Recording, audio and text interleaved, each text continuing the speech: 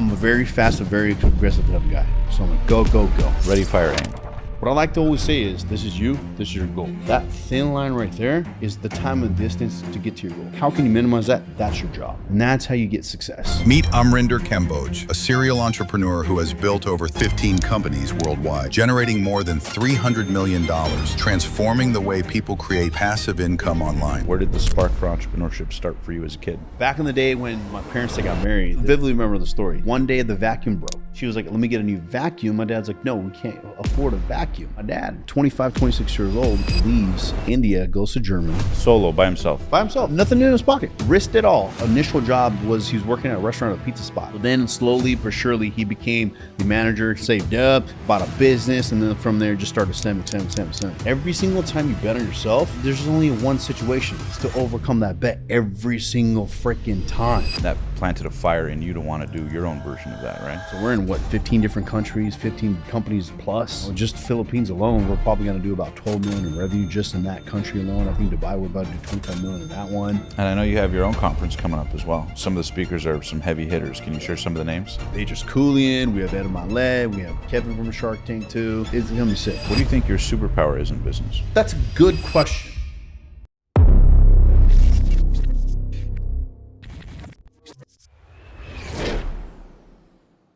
Before we get into this epic interview, I have one quick ask. Well, we've had the privilege of reaching millions of people on the show. The data shows that almost 80% of you guys who watch the show aren't yet subscribed. So if you could do me one quick favor and click that subscribe button right now, it would mean the absolute world to us. Because when you hit subscribe, not only are you allowing us to grow the show, get bigger guests, ask better questions, but you're allowing us to honor our commitment to do everything in our power to help you take your life, your business, your health, your relationships to that next level. And with no further ado, enjoy the show. Hey guys, welcome to this episode of the Passionate Few podcast. Today we have an incredible episode as we sit down with none other than Amrinder Kamboj to talk about the incredible business he's built as a young man, over a dozen companies, over 300 plus million in revenue generated. And today we're going to hear about his incredible story. So with no further ado, thanks so much for being on the show today, boss. Thanks, Omar, for having me, man. First of all, I love freaking LA, man. The weather's here freaking amazing. Number two, that coffee shop that you guys took me at, the spot where we're at, that's crazy, freaking huge, dude. But yeah, man, thanks for having me here. Looking forward to the conversations, whatever it is. Yeah, excited to get into it, bro. So can you give the audience a little bit of context? Because what you've done in business is pretty incredible at a young age. For an audience who may not know about you, can you give them a little bit of a high level on what the company does in terms of the portfolio? And then we'll get into the backstory a little bit. Yeah, we started with an e-commerce business back in 2018. From there, we built a fulfillment center business. From there, import export. Then we got into buying a bunch of e-commerce brands, businesses. We got into other countries. We have big contracts with the Saudi Arabia government, Dubai. And the biggest thing that I do is whatever we build here, I only work on businesses where I can build here, copy paste, and do it in other countries as well too. Mm-hmm. So like for e-commerce, we're able to do that. When it comes to real estate, we're able to do that. Finance, insurance, all this kind of stuff. Mm-hmm. You know, so we're in 15 different countries, 15 companies plus. Mm-hmm. You know, just Philippines alone, we're probably going to do about 12 million in revenue just in that country alone. I think Dubai, we're about to do 25 million in that one. So yeah, we're just all over the place, and we're just looking to connect with more people, change more lives, and grow as a whole, and just do things more. The biggest thing what happened is a few years ago, what I realized was we started onboarding a lot of investors. Mm-hmm. Okay. These investors were either mom and pop owners or business owners. And then when you're building a company, anything above 10, there's thresholds of business, as you know. The hardest thing you can do is what? 1 million. Mm-hmm. Okay. 0 to 1 million. You hit that. And the next thing is, the next barrier is 1 to 3. Mm-hmm. From 3 to 8, and then it goes 8 to 15. For 15, there's a big jump to 25. From 25 to 50, 75, and then the 100, and then 100 million is where everything just changes. Your whole leadership board, your whole board of directors, everything just changes. Mm-hmm. So along the way, I had to learn a lot. I had to pay a lot of money to learn, get mentorships and all that kind of stuff. I mean, I've paid people, $250,000 just to have a 1 hour phone conversation, or $50,000 for a 5-minute answer for one thing just to see, because they've already done it, right? So the biggest key success ingredient from us being, and everybody asked me this, how did you go from 2018 to 2025 rapidly fast? And the biggest key success ingredient is model mimic. So you find somebody who's already done something, right? And you pay them to get their information. What I like to always say is, this is you, this is your goal. That thin line right there is the time and distance to get to your goal. How can you minimize that? That's your job. And that's how you get success. So before you became a serial entrepreneur and got into this incredible momentum, take us back. Where'd you grow up? What was your childhood like? And then where did the spark for entrepreneurship start for you as a kid? Yeah, so that comes from my dad.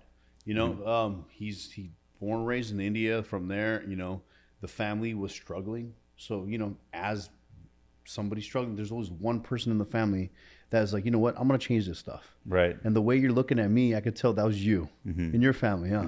So from there, my dad's like, you know what, I'm gonna change this. He's 25, 26 years old. When you're 25, 26 years old, the kids here are playing what? Video games and watching OnlyFans and watching porn and drinking. Right. Back then it was different. In other countries, this is why I love working with people in other countries. Why? Because the hustle and grind is crazy. And over here it's kind of dying. We need to build that up.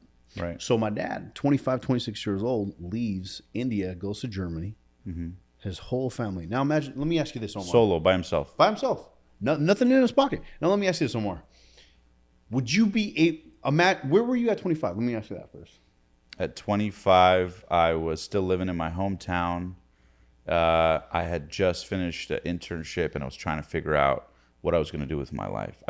I got an internship working for Rob Dyrdek at the Fantasy Factory, but I was still trying to figure out my career at that time, still living in my hometown, hadn't moved out, hadn't expanded, hadn't started my business just yet. And I was actually working at Tesla. That was my last job ever, working at Tesla, trying to get promoted, you know? So you were at the phase, I call it the trying to figure out the foundation phase. Yes, I was somewhere between not unhappy, but not happy and just stuck in no man's land in the middle, right? Quote unquote successful, but not fulfilled, and knowing I wanted more, but not knowing where. But yeah, I was definitely stuck. Yeah.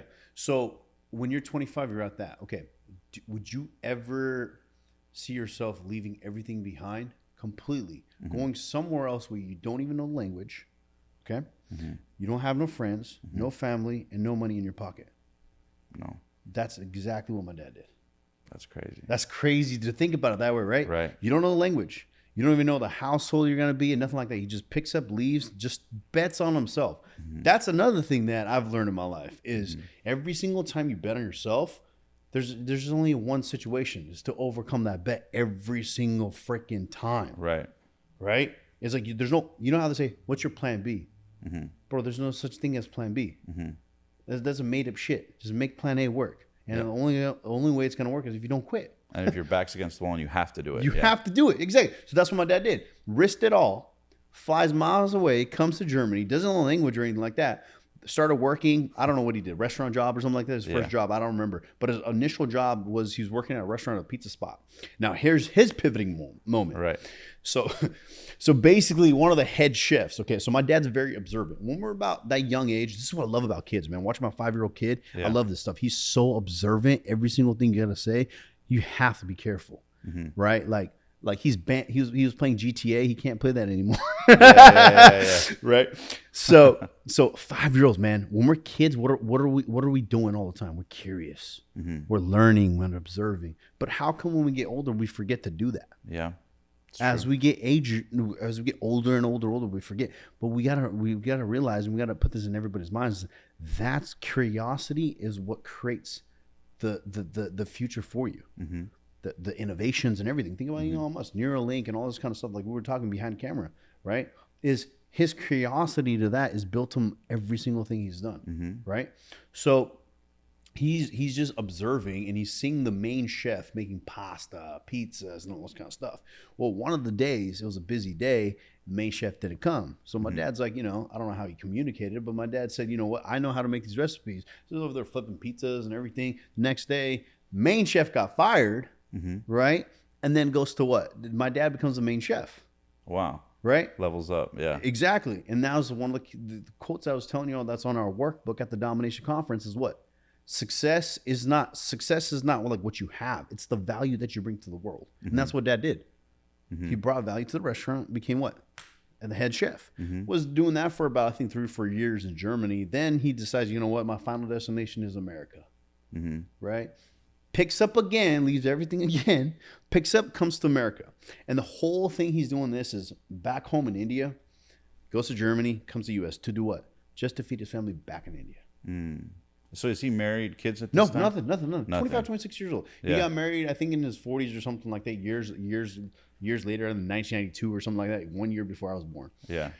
Comes here, doesn't know the language again. Yeah. Right. Starts all over, and I just remember some of the stories of him saying, he used to work at what's that donut shop? Starts with a W. Do you guys recall the donut shop? Winchell's? Yes. Winchell's Donuts. Yes, he started working there. He started working gas station. Like he would tell me, he's like, dude, I worked 3 freaking jobs. I would sleep 3 or 4 hours, and I would just keep $100, and that was enough to pay rent, food, and everything back then. Yeah. Right. Everything else would go back overseas to feed the family. Yeah.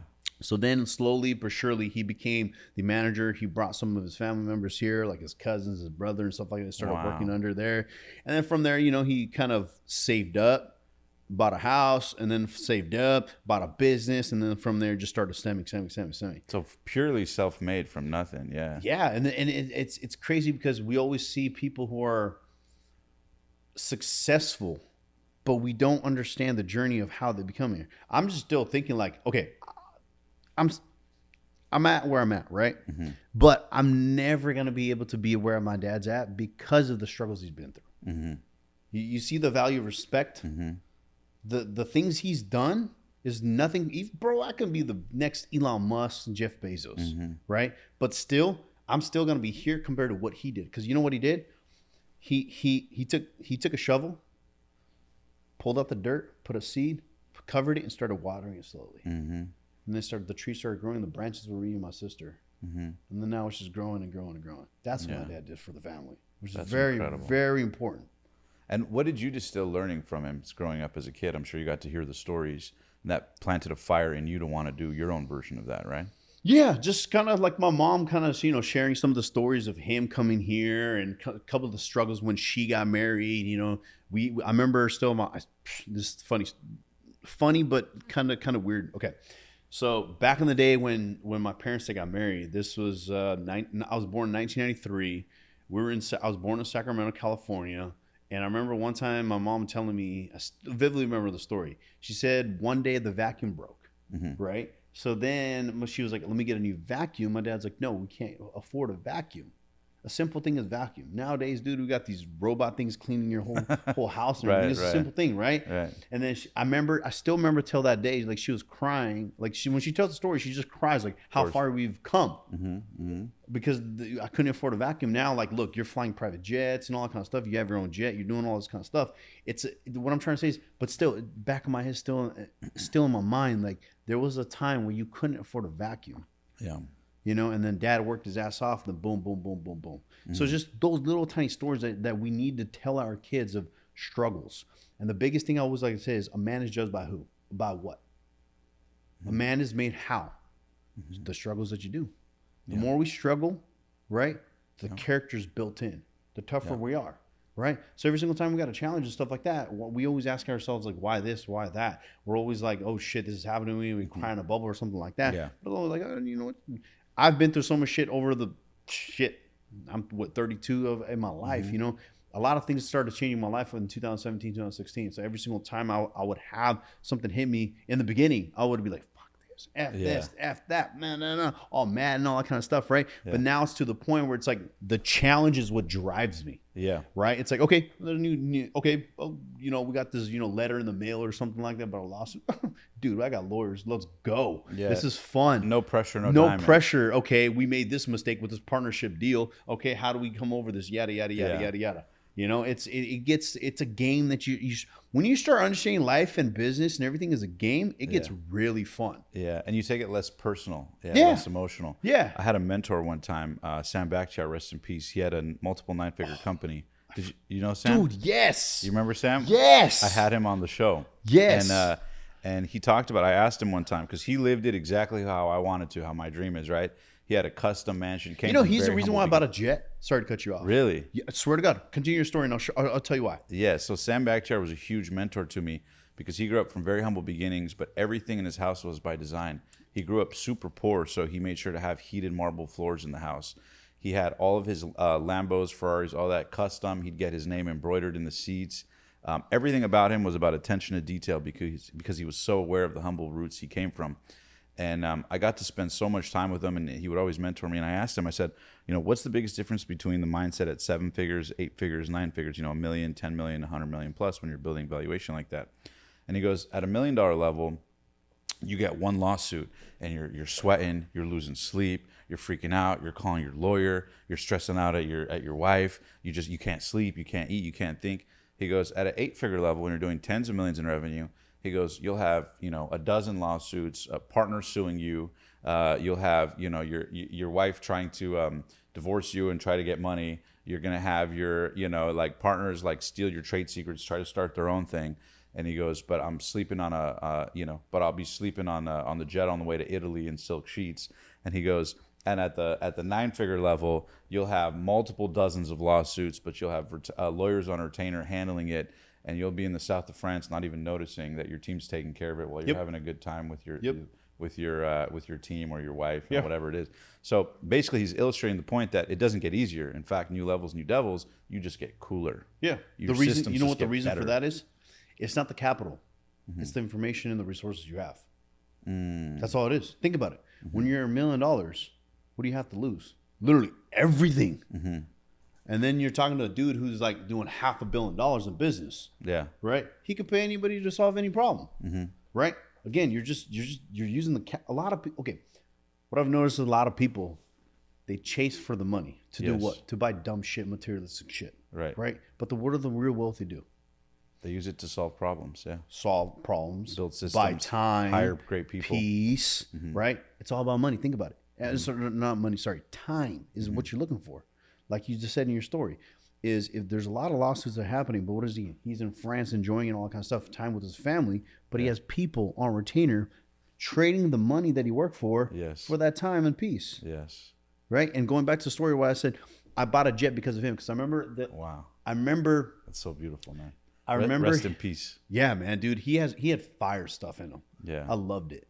And I remember him sharing a story. He said one day, he's like, the value of a jet you realize is about time is when your kids are asleep and you and your wife want to go to the restaurant that you like, which is 1 or 2 states ahead, right? You take the jet, you go, you have dinner, and you come back and your kids are still sleeping, and they wake up, they see your face. Yeah. And I was like, one day I'm going to get a jet. And it makes sense because what are you doing? You're chasing time. Yeah. Yeah. Yeah. So now it's like now you want to go this way towards the bay, just be stuck in traffic for 3 hours, or you want to take the jet, go to San Diego and have dinner at Javier's and then come back. It's the same thing. You just buy in different times. Yeah. Funny. We actually had Javier on the show. Dude, I love that thing. Yeah. You like Javier's? I love Javier's. Yeah. Yeah. His story, we've had him on the pod. His story is incredible. He started the restaurant he was 40, sleeping on a mattress here in Orange County. And his wife encouraged him to start it. Now it's a multiple 9-figure business. Yeah. It's crazy. Yeah. It's unbelievable. Yeah. But yeah, switching gears, talk to me a little bit about what you were mentioning on the fire got lit in you when you were younger, seeing this example of success from your father, wanting it for yourself. You start the GNC store, right? That was your first franchise? Yeah. So basically when I was 16 or 17 years old in high school, I had a class, and it was a business class, and we're supposed to go intern for somebody else. I got big into fitness and everything, working out and everything, right? So then I went to the nearest GNC and I told the guy, I was like, look, dude, for business, the lady said I can work for my dad. I can go to the bank and, work for 6-7 months, XYZ, but I'd rather work over here at GNC. He's like, why? And I told him, I was like, look, you sell me products, right? I take the products, right? But I need to know why am I taking these products? And the only way to get the knowledge is what? To be in here, right? I love fitness. I want to help people out, XYZ. And I get to, kind of learn from you too. You're an Indian guy, right? In the fitness world, doing the fitness business. There's no other dude that I see that. Other than that, dude, industries and Indians, you probably know, gas stations, liquor stores, and trucking. That's all they freaking do. Or be a cricket player. Yeah, that's it. 4. Right? That's it. So then when that opportunity came, I did that and I learned a lot. Like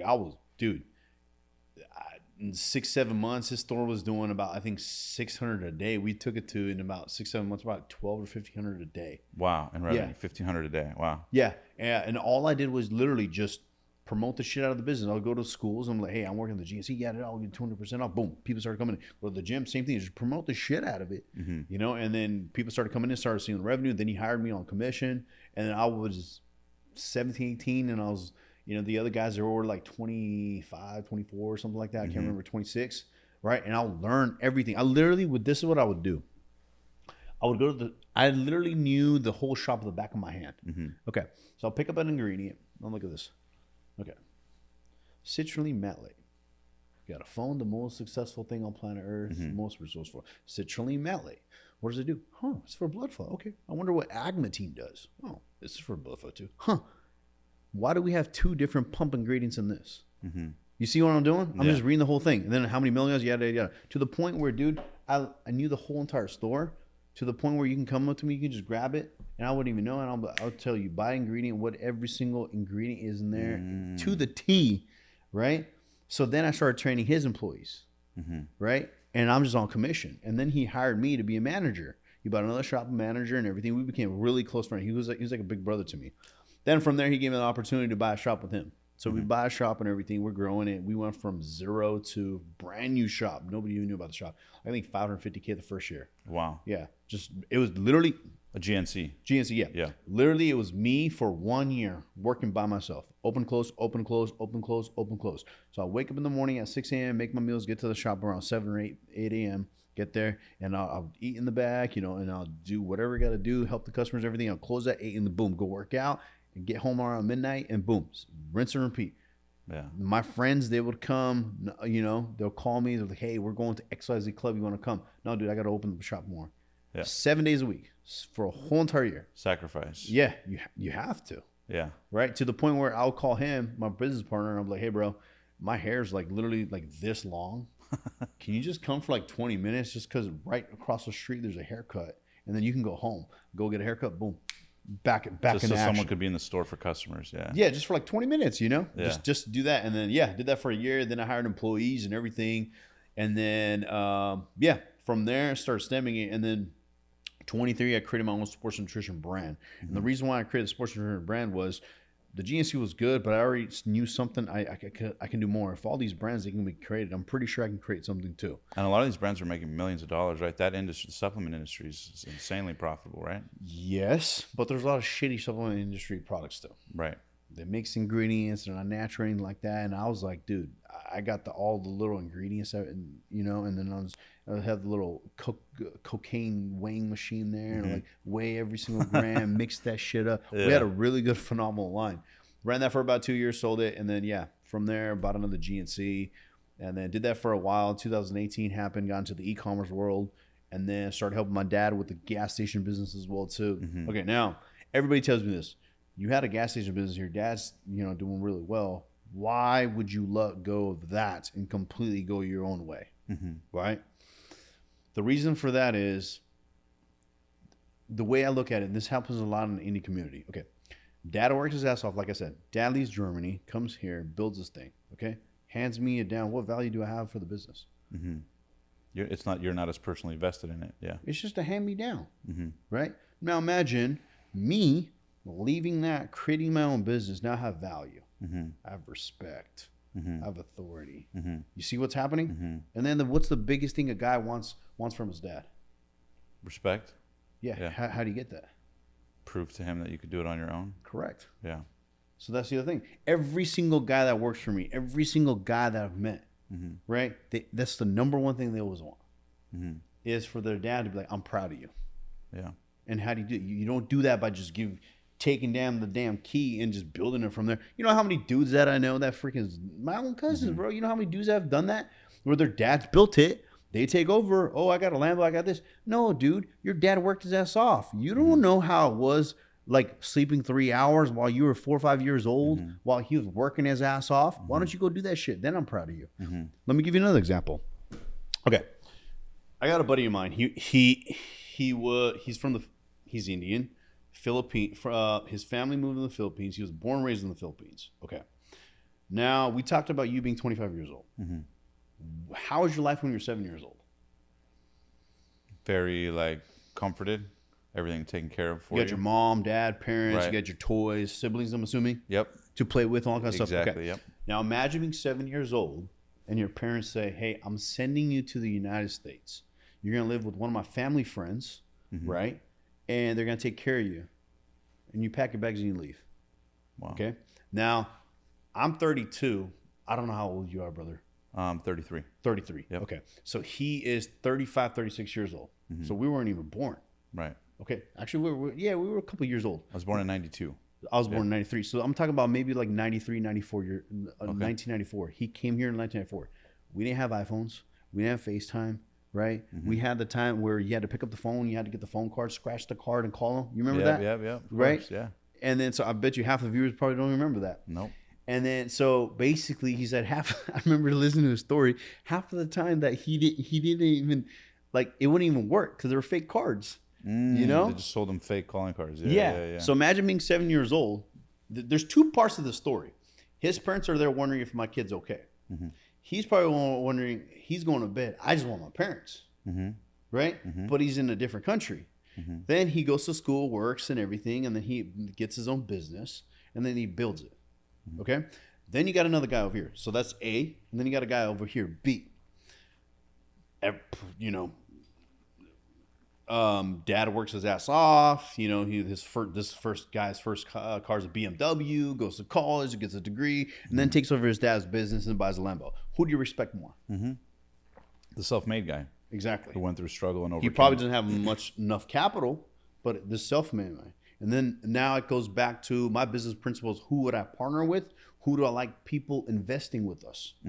Is this guy right here. He might not invest much with us, but I know the value that he has of capital than this guy does. This guy right here, you go to Vegas, you'll spend 20, 30 grand on bottle service and all at a club. Yeah, all that kind of stuff. Where this guy's like, no, I you know, I'm married. I have a little daughter. She's a couple months years old. I got to build a future for her and all that kind of stuff. He already knows if something, whatever happens, daddy got my back. Yeah. You know? They operate differently. Yeah. I was at Sean Kelly's podcast the other week, and he said, I went to Miami and I met this one guy. He's 23 years old, driving a Bugatti and all that kind of stuff. And I was like, well, let me ask you this question. You know, he was driving a Bugatti 23. Did he buy the Bugatti himself with his own money, or was his daddy's money? There's a huge difference right there. And that's what we have to realize as well too. And that's so my son, he's only 5, but I'm already putting that stuff in his mind. Is all this right here is daddy's. When daddy is gone, it's going to a nonprofit organization. I already have that already built up. What I'm leaving you is much more powerful. Is all these connections, these business relationships that I'm building before I die, that's going to be 10 times more valuable. They're going to have kids too. Those are going to be your friends. I want to put you in those rooms, and I want to see what conversations you guys have before I leave. Does that make sense? You want to teach them how to fish instead of giving them fish. Yeah, it's like they said, it's not what you leave to them, it's what you leave in them, which really matters. Right. You know, so it's like little tiny things like that, which I've learned through the past and through some of the mistakes I've made and that I'm trying to build up. Hey guys, we'll get right back to this video in a sec, but first, I have a quick question for you. Given that the e-commerce industry is growing by the trillions year over year, have you ever dreamed of owning your own e-commerce business like many of the guests we've had on the show, but maybe you feel stuck on how to start? Well, if so, you're not alone. The truth is, starting and setting up your own online store can be incredibly time-consuming, complicated, and get expensive. Not to mention the hassle of researching top products and staying on top of market trends that make you money. Lucky for you, that's where today's sponsor, StoreBuild.ai, comes in. With StoreBuild.ai, you instantly get a free custom-built, AI-driven store loaded with 20 winning products and a custom theme that can help you generate sales. All you need to do is head to StoreBuild.ai, enter your info, then simply sign up to Shopify for free, choose your store's look and feel, and voila! They'll send you your custom-built store ready to generate sales. The whole process is lightning fast. Whether you're just starting out or want to grow, StoreBuild.ai makes launching an online store easier than ever. So why wait? Visit StoreBuild.ai and in less than 5 minutes, you could have the e-commerce business you've always dreamed of. Thanks to StoreBuild.ai for sponsoring this video. And now let's get back to the show. And now when you say, you know, you take a lot of this business acumen, you start to apply it, what were some of the biggest challenges that you ran into starting your own thing? I don't know if you and your pops, if you don't feel comfortable sharing, it's cool, but was there like arguments? Was it a lot of debate? And son, why don't you take over the family business? Who am I going to leave it to? And you saying, Dad, I want to build my own thing. Kind of paint the picture, because there might be audience watching this who might be going through something similar. This is going to happen to every father and son dynamic. Okay. Okay. So when you, and trust me, and I've noticed this from my own family experience, because we're all business owners. Okay. Right. The dads are business owners too. Okay. So what happens is you have an old mentality guy, right? And the business is a baby. They've built that thing. They're going to protect that thing. Okay. Then you have this young influencer guy, right? Me, you, right? Come, Dad, We can put this system. We can do this. We can do this. This takes 5 minutes. Why don't we do this? It's going to take us 2 minutes to do this. Yeah, it's more scalable to do It's this. more, yeah, right? What's going to happen? Yeah. Father-son dynamic changes, right? The love that you have, it changes. You start arguing. And then the mom start getting involved. Well, why'd you say that to him? Why'd you say that to your son?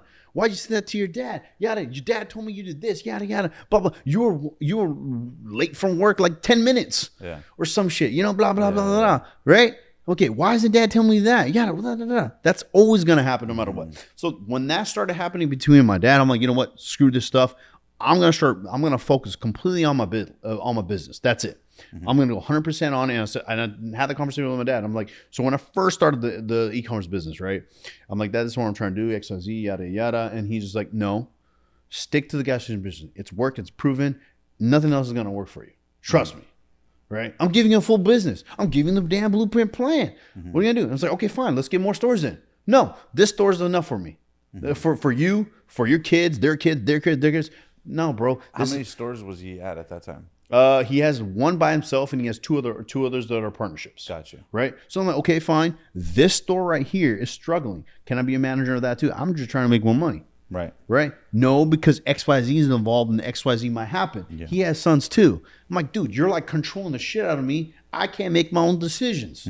That's the other thing that a lot of parents mess up too is we're so used to having our kid, like making decisions for our kids. When they get old, they don't know how to make their own decisions. Right. No autonomy. Yeah. Yeah. And that happens a lot in the Indian parent community. Is there's like, no, you got to be a doctor. You got to be a lawyer. You got to do this. You got to do this. But then they're unhappy. When the parents die, they don't know how to make decisions. Is their life, rather than you telling them what to do, why don't we guide them how to do things? My son, he's jumping on the bed. Son, go ahead, jump on the bed. Have fun. Have fun. Not a problem. Right. But this can happen, this can happen, this can happen, this can happen. Just warning you. Yeah. Okay? So take precautions. Say, oh shit, okay, I'm gonna stay away from the edges because if I fall, I can break a leg. Okay, I'm not gonna jump too high because I can hit the fan. Okay? He said, okay, cool.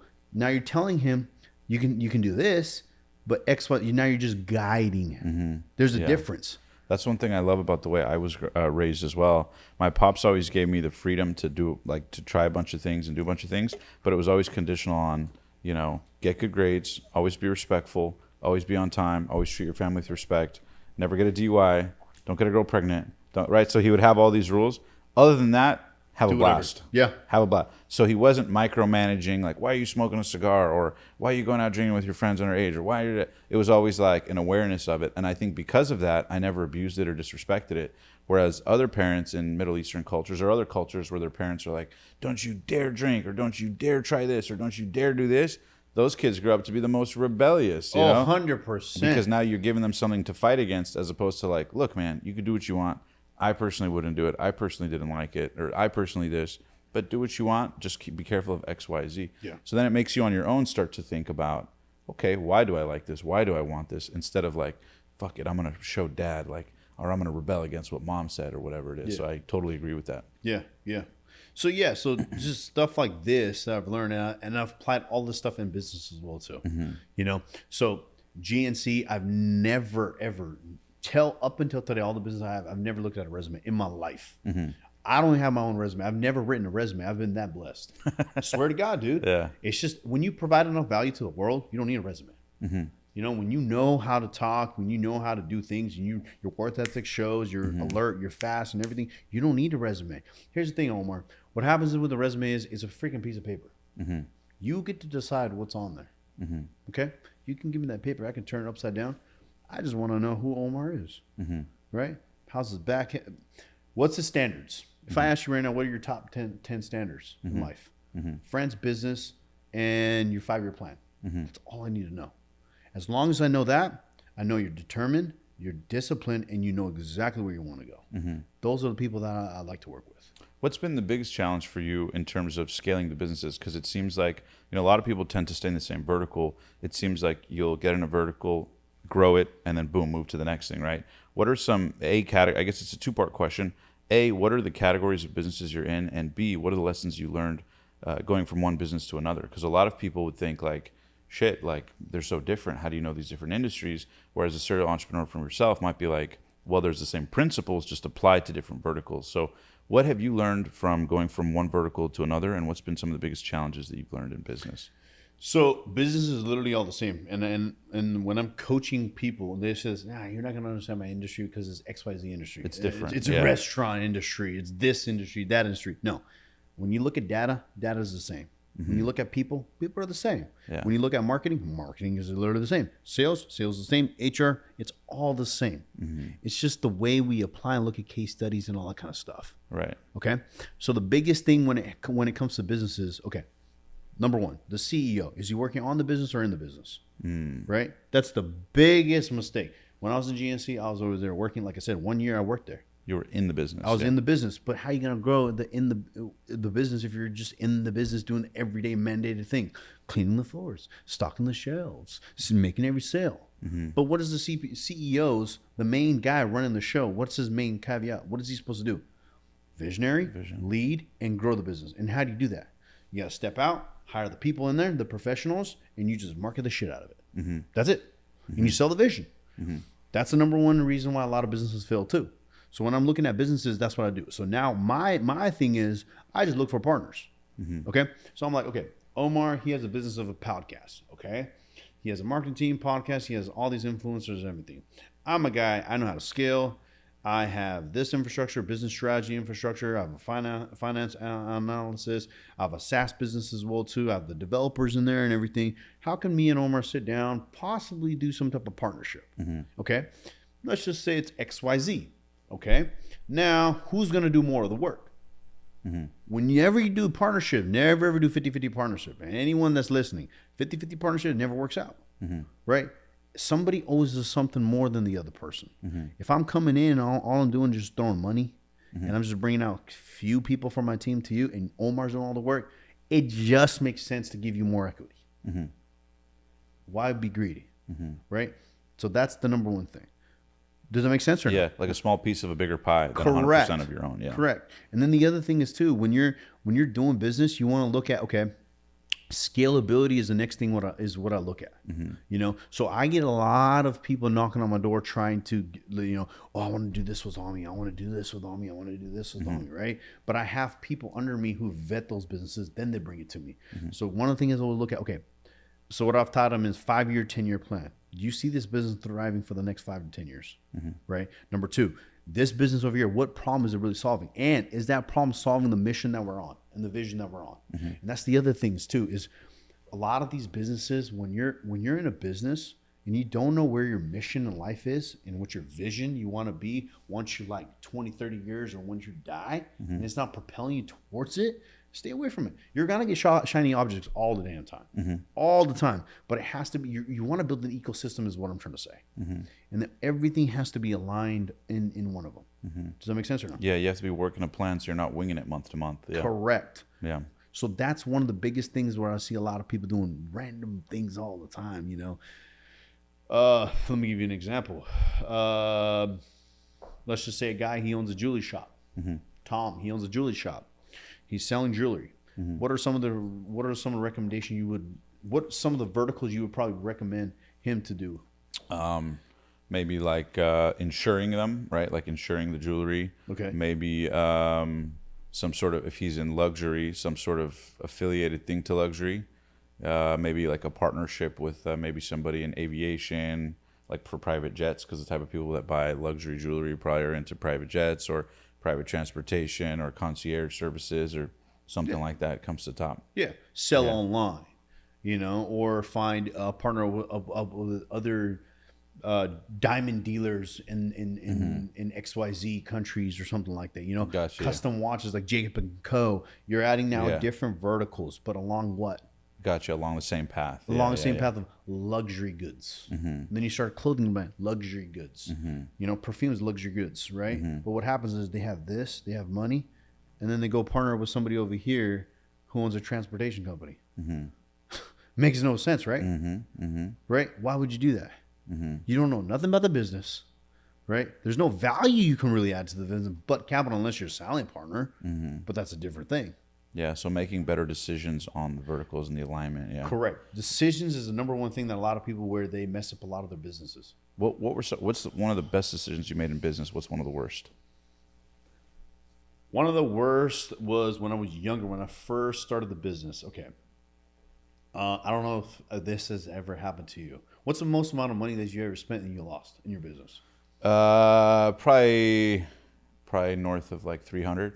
Okay. Mine was close to that. Okay. Yeah. And was that, and you lost it? Did you know the guy who took it or anything like that? I partnered with some people that I trusted, but I way committed capital that they didn't. Like I essentially brought the capital. I trusted them to run it, and they just ran it to the ground and then disappeared when the money was all gone. How did that make you feel? Fucking like shit, and incredibly motivated to get out of the hole. Put me in a bad situation financially and had to rebuild, but it also grew me incredibly. It made me very weary about trusting people, but it made me sharper in a lot of ways too. Okay, perfect. Same exact case scenario right there. Yeah. Okay. Same exact thing is, so I had a guy when I first started e-commerce, he's overseas.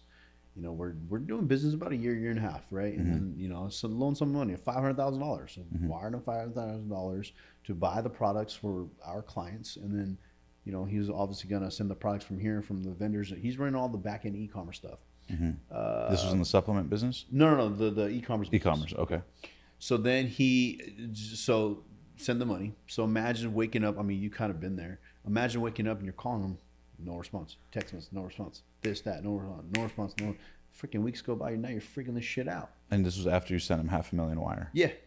And I'm at the spot where like you're at the $1 million spot that we're talking about. Remember the levels? Yeah. I'm not like, dude, this is $500,000. Like, holy shit. Not even my capital. It's the investors' capitals. Yeah. Oh, shit. We gotta figure out a strategy, right? So I'm freaking out and everything. I'm like, okay, cool. Me freaking out ain't gonna solve no issue. Right. Okay. So this is the worst and the best decision. Learning pivoting point. So I lose the capital. Now I'm over here. Okay, what do I need to do? He just completely disappeared. Completely disappeared. Yeah, dude. Completely disappeared. So, and then there's lessons into this too. So, I get on the whiteboard and I'm like, okay, what do I need to do? 500K loss. Okay. Problem, 500K loss. Solutions. Give me 3 solutions. Now, this is where I came with the framework. And now I teach my guys this all the time in business. It's a 3-1-3 rule. Okay. Right? What's the problem? Give me 3 solutions, and what's the best problem out of those 3 solutions? Yeah. And go. Yeah. So whenever somebody works for me, right, and all the CEOs, you guys should apply this. You shouldn't be burning fires. You need people burning the fires for you. Yeah. And you just you're the admin type of a guy watching them. So anybody comes to me, this is what they do. Hey boss, this is a problem right here. This is a problem. Right? Okay. What's the 3 solutions? I have these 3 solutions. What do you think about this? This is the best solution. Okay. Let's debate. And now we're debating between what are the best options. But again, like my 5-year-old son, I'm not telling him what to do. I already know the answer. I'm not telling them what to do. I'm just guiding them. Yeah, you're empowering them to solve it. Yeah. Correct. And that's a lot of business owners, they mess up on that. So $500,000 loss. Now I'm coming with a solution. Came with a solution with 2-3 months, raised $1 million, covered up the 500K, and then boom, we're back into normal. Right? Yeah. So that was my best decision. How stressed were you when that happened? Oh, dude.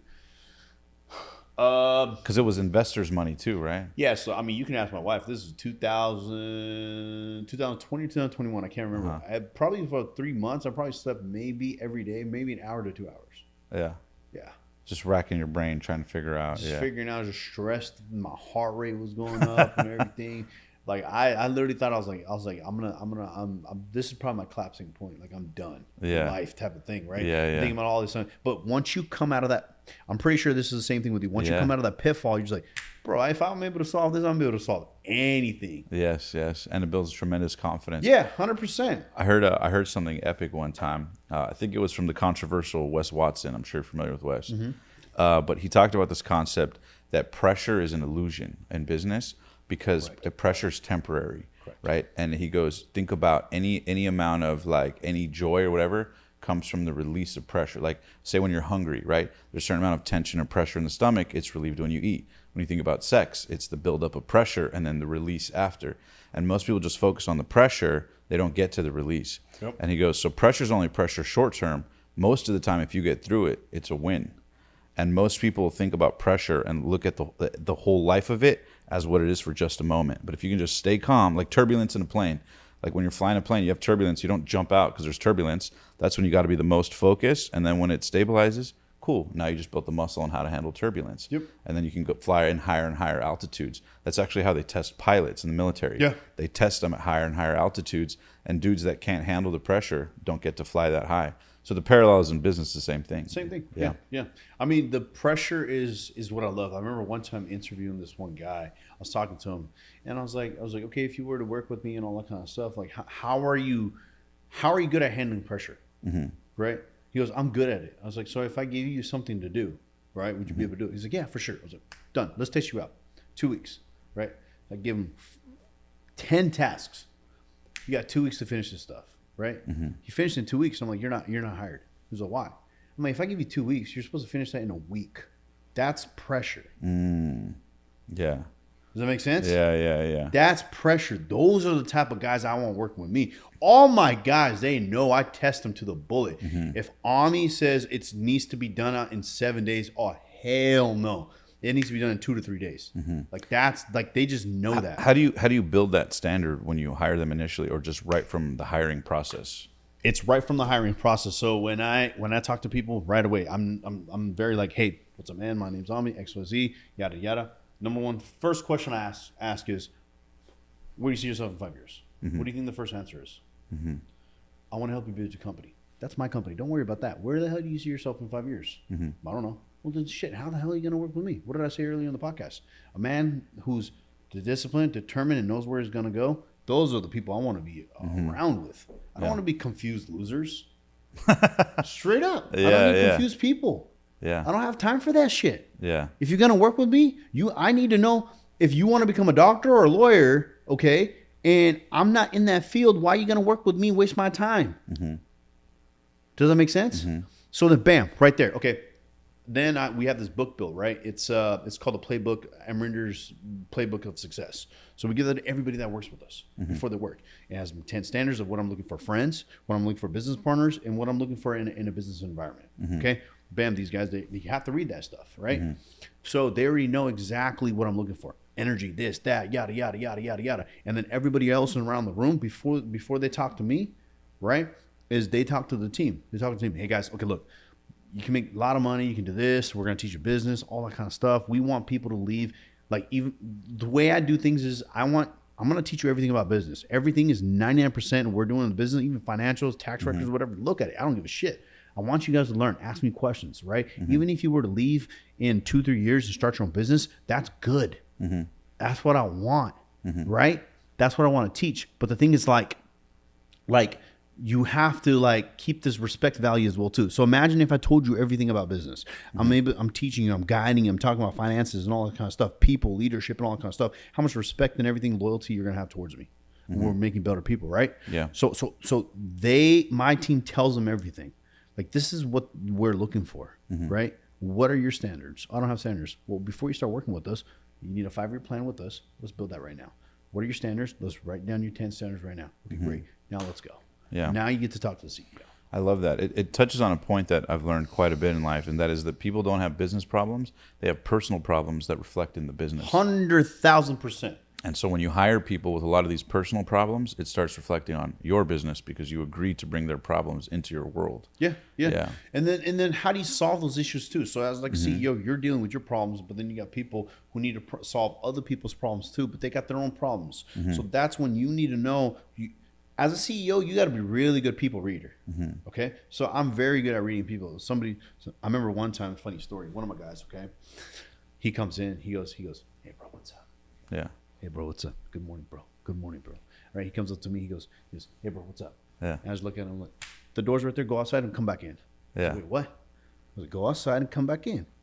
And then he goes outside. So I told the team. I started laughing. I was like, watch this. It's not a prank. I'm testing them. Yeah. Right. He goes outside, comes back in. He's like, same thing. He comes up to me again. Go outside, come back in. Yeah. I did that 10 times. Yeah. The next guy comes in and he comes in, same thing. Kind of like, hey, what's up, bro? What's up, bro? I was like, no. Go outside and come back in. Right? He doesn't even know what we're doing. Right. He's like, fudge. So are you serious? I'm like, yeah, go outside, come back in. Goes outside, shakes it up a little bit, opens the door. What's up, guys? It's ready to freaking kill the day. What's up, man? Good morning. You're looking good. You're looking sharp. Yada, yada. I'm like, that's the attitude and energy I want. Yeah. As soon as you come to the door, if you don't have a do or die situation, pull me to the side. If you have a do or die situation, family problem, whatever it is, we can solve it all together. But you have to know what's going on, right? Usually, majority of the times, the problems we have, we're able to solve them, and we're just overthinking in our head, which creates what? Fear, anxiety. Same thing with businesses as well too. We're able to solve every single damn issue, but it's just fear and anxiety. We can't see. We can 500K. It's just 500K, bro. Now I know. As long as I'm alive, you can chop them off with my hands, my legs. As long as I'm alive, my mind's working, my mouth is working, dude, I'm gonna be making money like this. And the only difference is what? The lack of information and knowledge. That's all it is.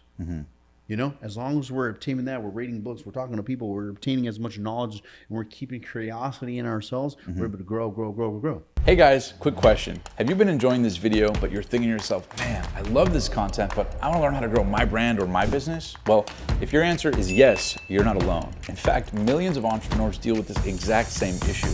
And it's something that I've learned the answer to from interviewing 7, 8, and 9-figure entrepreneurs around the world. And this philosophy that solves all that is a concept called who, not how. Now, the who, not how philosophy states that anytime you're stuck on the hows to get to the next level in your life, your brand, or your business, that there's always a who to help you get there. And it's for this exact reason that I'm super excited to announce that I've officially launched our brand new Passionate Few community to help you do exactly that. And yes, it's 100% free. Join me and the thousands of other entrepreneurs that can help you make your life, your business, and your dreams a reality. With no further ado, let's get back to the video. What do you think your superpower is in business? Me, connecting the right people and creating an organization. That one. So putting people together. So playing the choir more than the instrument, so Correct. To speak. Yeah. Correct. I'm really good at, okay, 1 or 2, 3 people. Okay, you guys talk, let's see. And I did that. So in Phoenix, we did this in December of 2024 last year. This year, we opened up 5 massive companies. And I got the whole team. We flew to Phoenix office. We're all, it's like, this is what we're, so I had 3 people. One's a medical insurance, life insurance. One was life insurance. One's with the 50 and above or something like that, right? I'm like, okay, we're going to start an insurance business on this too. Talk. I don't know anything about insurance. Talk. I'm just a business scalable marketing type of guy. Okay. So you bring capital and expertise on scale? Correct. So I know how to put system, process, people's, investors, how to take a product, systemize it where we can just put it in every single household possible. So they're talking. I'm like, you can do insurance for 18 to 65. You do insurance from 65 until they freaking die. You do life insurance, whole life insurance, and business insurance. And then we're just looking at it, and I'm like, I think I got something good right here. So then, okay, boom, done. Within 5 minutes, I already have the game plan done. And I'm showing them whiteboard, and I'm like, we're going to do $500,000 in 5 years. They're like, what the fuck? Right? Yeah. So I think that's my skill ability, to see things and business and numbers in a way that nobody else can think of, like in a different perspective, and put them together. Does that make sense? What about times where you've taken risks? Have there ever been times where you thought you saw a vision or plan, you took a risk, put people together, launched it, and then it didn't work? Yes, recently. Okay. Can you give an example on why it didn't work and the lesson you learned from it? Okay. One, I'm a very fast and very aggressive type of guy. So I'm like, go. Ready, fire, aim. Yeah. Just go, boom. I have all the system and process and everything. What happens is, it's only going to work if you understand your boundaries. And I made it very clear. Okay. I'm good at this. XYZ, yada, yada, this is what I'm going to bring to the table. Okay. Right now, before we sign any document, Omar, you and I, we're going to talk about what you're going to bring to the table, what I'm going to bring to the table. We're going to write those things down. We're going to have a declaration of business right here, partnership. We're not going to cross the line. Okay. So you bring whatever you got to the table. I'm going to bring whatever I got to the table, and let's go. Okay. Whenever there's going to be things that we're going to have to talk behind closed doors. Let's just say if there's 3 partners into the business, me, you, and somebody else, Joe Schmo. Okay. I'm going to bring the investors. I'm the scalable guy. I'm the marketing guy. I'm the face of the company. Okay. Because, I have investors and all kind of stuff. You're the person over here who's going to do XYZ. You're the person that's going to do XYZ. You do the back fulfillment, you do the back fulfillment, right? What happened was, in this business, we did our part. We flooded the business. In 120 days, bro, we did 20 million in revenue. 20 million in revenue? In 120 days. Wow. Right? But the problem was, and this, man, the Domination Conference, you got to come. Yeah. This just reminds me of a case study we're going to do. Is we did $120 million in sales, but the fulfillment side of the back operations, couldn't keep up with the demand of the sales. And this is 121 days of 20 million in revenue was just us testing the freaking product. So imagine if I went full blown with my guys. And the product was an insurance service? No. The product was a funding business. Gotcha. Okay. Yeah. So basically, we're doing that. These two partners, they get into an argument. Now I have to jump in. And one of the things I told them was in a closed doors is, okay, to make this thing happen, it's like a marriage, right? You got to hold hands like this. You make a circle. Nobody gets in between that. Okay. So if you two are arguing, you two are having conversations, I need to be involved too. I need to know what the hell is going on. Right. If me and her are having a conversation, me and him are having a conversation, this person needs to be involved too. There's no phone calls. There's no text messages without all three of us in together. That's the only way it's going to work out. Because what happens? Trust. You lose trust. Yeah. Correct. The third person comes in, or the third person doesn't know. He said, you said, shit happens, and that's when business goes all around, right? Other than that, if everything was working like that systematizedly, you're fine. Does that make sense? Yep.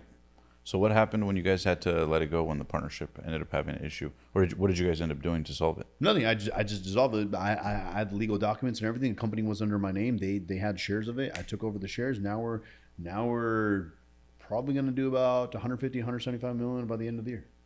And in terms of you getting partnerships, like one of the things I realize is that you move incredibly fast, it seems. How important is taking imperfect action and moving fast as you experience it? And what's the rationale behind it? Is we're chasing for time. We're all chasing for time. Because you got other competitors. They're trying to get into the market too. The faster you move, the faster you can make things happen. Does that make sense? That's what we're trying to do. So if you come in here, you're trying to invest with us, you're trying to get your funding, whatever the heck it is, you're trying to get something, the faster you can move, I can get stuff done for you. And I'm like, dude, the other company told me 3 months, they got it done in freaking 30 days. What the hell? I'm going to work with this company. I'm going to tell 10 of my other friends too. That's the right. Success loves speed. Yeah. Correct. Success loves speed. Yeah. And then how do you do that? All the money you have, you just throw that shit in there. You get the right people and the right team. So, like for an example, our aviation company that we're starting, Expro Sky Suites. It was me trying to get a jet. Okay, so I'm like, we're flying from Miami back home. Me and my guys, like 6, 7 of them. We always roll deep, and having a good time in Miami, or is it business trip? Oh, business trip. It's always business trip. Yeah, but we roll deep for a reason. Right. One, protection. Number two, it sets the stone. Because we have that conference happening, they're out there busy, they're handling, so that's why I'm here. Usually it's like this room would have been full with 7 or 8 other dudes, suited, booted, and everything. I'm like, what the hell's going on? It's like mafia shit, bro. Yeah. It's sick. As PBD, he'll tell you. Yeah. And I remember flying back, and I'm just there. I'm just there looking outside, like this, just quiet. They're trying to talk to me. They're like, Ami. They're like, oh shit, he's thinking about something. He's just looking out in the sky. He's visualizing something. And they're like, oh shit, like something's going on. And then so I look at them, and then I'm like, that's it. I'm getting a jet. They're like, yeah, let's get one. I was like, no, for my birthday, March 9th, I'm gonna get a jet around that time. I was like, if I don't put a time frame, it's not gonna happen. Right. And a lot of CEOs, they don't put a time frame on anything. You got to put a time frame, and then you reverse engineer that. So that's what I did. Then what happened was one of my partners from the funding side, I called them and I was like, you know what? I have the capital of $6 million to buy the jet, but why would I do that if I can leverage the shit out of it? Can you give me like $10 to $12 million? Let's get the funding on it. Let's go. She goes, okay, great. Then I call my lawyer. I'm like, hey, I need Kamboj Aviation Group's corporation open. He goes, okay, sure. He goes, aviation? You're trying to get into aviation? I'm trying to buy a plane XYZ. He goes, you know, me and my partner, we own this other company too. We do a lot with aviation. He had experience over 30 years in aviation space, XYZ, yada, yada. I'm like, now you see how I'm connecting the dots? I'm like, okay. You funding person come here. You guys, you bring your team here, and I'm going to come. We're going to sit in a room. We're going to game plan this, okay? Yeah. Then it came from me getting a jet with, let's get $200 million. Let's create a jet charter company. Let's go. So I bought the first jet. Then we bought the charter company. And now we're buying 3 or 4 other jets. And now it's like, now we're projected to do we'll probably get a jet every 45 days. And you guys, and the business model is essentially you guys like own the aircraft and then you guys lease it out for trips. No, we're gonna charter them. Oh, okay, yeah, charter, yeah. Charter, Dana White, charter them with Tony Robbins, all those guys. Yeah. With high profile guys. We're remodeling every jet, like the one that I just came with. After I go to South Carolina for a podcast, it's going to Florida for one of my good buddies, Ben. Yeah. VIP Completions. He's about to gut the whole. It's nice, but I still want to make it 10 times better. Like nicer carpet. Like I don't know if you flew private or not. Yeah. Right? Okay. Yeah. So they're usually old and dingy, brown, no music or nothing Right. like that. Dude, I hate that. I'm a vibe guy. I need Yeah, high yeah, energy yeah. vibe. I need music. I need lights and all kind of stuff. The best of the best. The Yeah. best, not the best of the best, but if you're traveling, you got kids and you got boys with you or something like that, Yeah. you want to have that vibe and ambience and everything. So we're going to gut the whole thing, do all the lights and all that kind of jazz. So every single jet would be like high tier, remodel, nice interior, Modern, stuff like that. yeah. Modern, yeah. So then that happened. Then I was like, okay, I have about 900 investors, $200 million jets, $200 million capital to play with jets. If I do the math with $6 million, I can probably get about 30, like 16 jets or 18 jets or something like that. If I get my investor involved and I sell them the equity of the jets, okay, now I have unlimited capital to play with. We can buy jets like crazy, and that's what we. And how that's did what we're you, doing now. just to zoom into that, how did you get access to those $200 million worth of investors or investment for the aviation company? Oh, from corporate bonds. Okay. Yeah, dude, money is created out of thin air. Yeah. Yeah, you leverage everything. So know? you essentially get one plane, you leverage it for corporate bonds, or how does that work? So basically, we created a plan. This is what we're gonna do with the aviation. These are the experiences. This is what Omni does. This is what how many assets he has. You got it. This is the team. Okay. We take that to the corporate bond guys who raise the capital from corporate bonds, right? And then boom, that's it, done. Because you have the right team in place. Yeah. So they look at that. Now imagine this: if you come up with me and I'm about to invest in your company $200 million, and you have a full 5-year pro forma. Yeah. And then 5-year performance, then you got another track record of the dude doing 15 successful companies around the world. They look at you up. Yeah. Yeah. Doors start to open. Yeah. Yeah. They're like, yeah, doors open left and right. How about times where fear comes into play, right? The biggest killer of dreams, most people say, is fear. Are there ever times, maybe now your confidence has been built tremendously because you're in all these different verticals, but was there a time when you were going from, maybe the gas station, GNC, when you had limited experiences initially? I know you were doing e-commerce and then leveled up, but were there times where you had fears about getting into different industries? And maybe what have you learned about fear? Even now. Yeah. But you just feel the fear and do it anyway. Fuck it. Yeah. Honestly, yeah. Because what happens with fear? How is fear stemmed? We're just overthinking about the stuff. It's hypothetical negative thinking. Correct. Yeah. Why? And when does it happen? When It's you're like trying to protect yourself. Yeah. that. But where does that come from? Motherhood. Because moms do what? Protect their young. Yeah. Correct. And that's what your mind and your body's trying to do. They're trying to protect you. Right?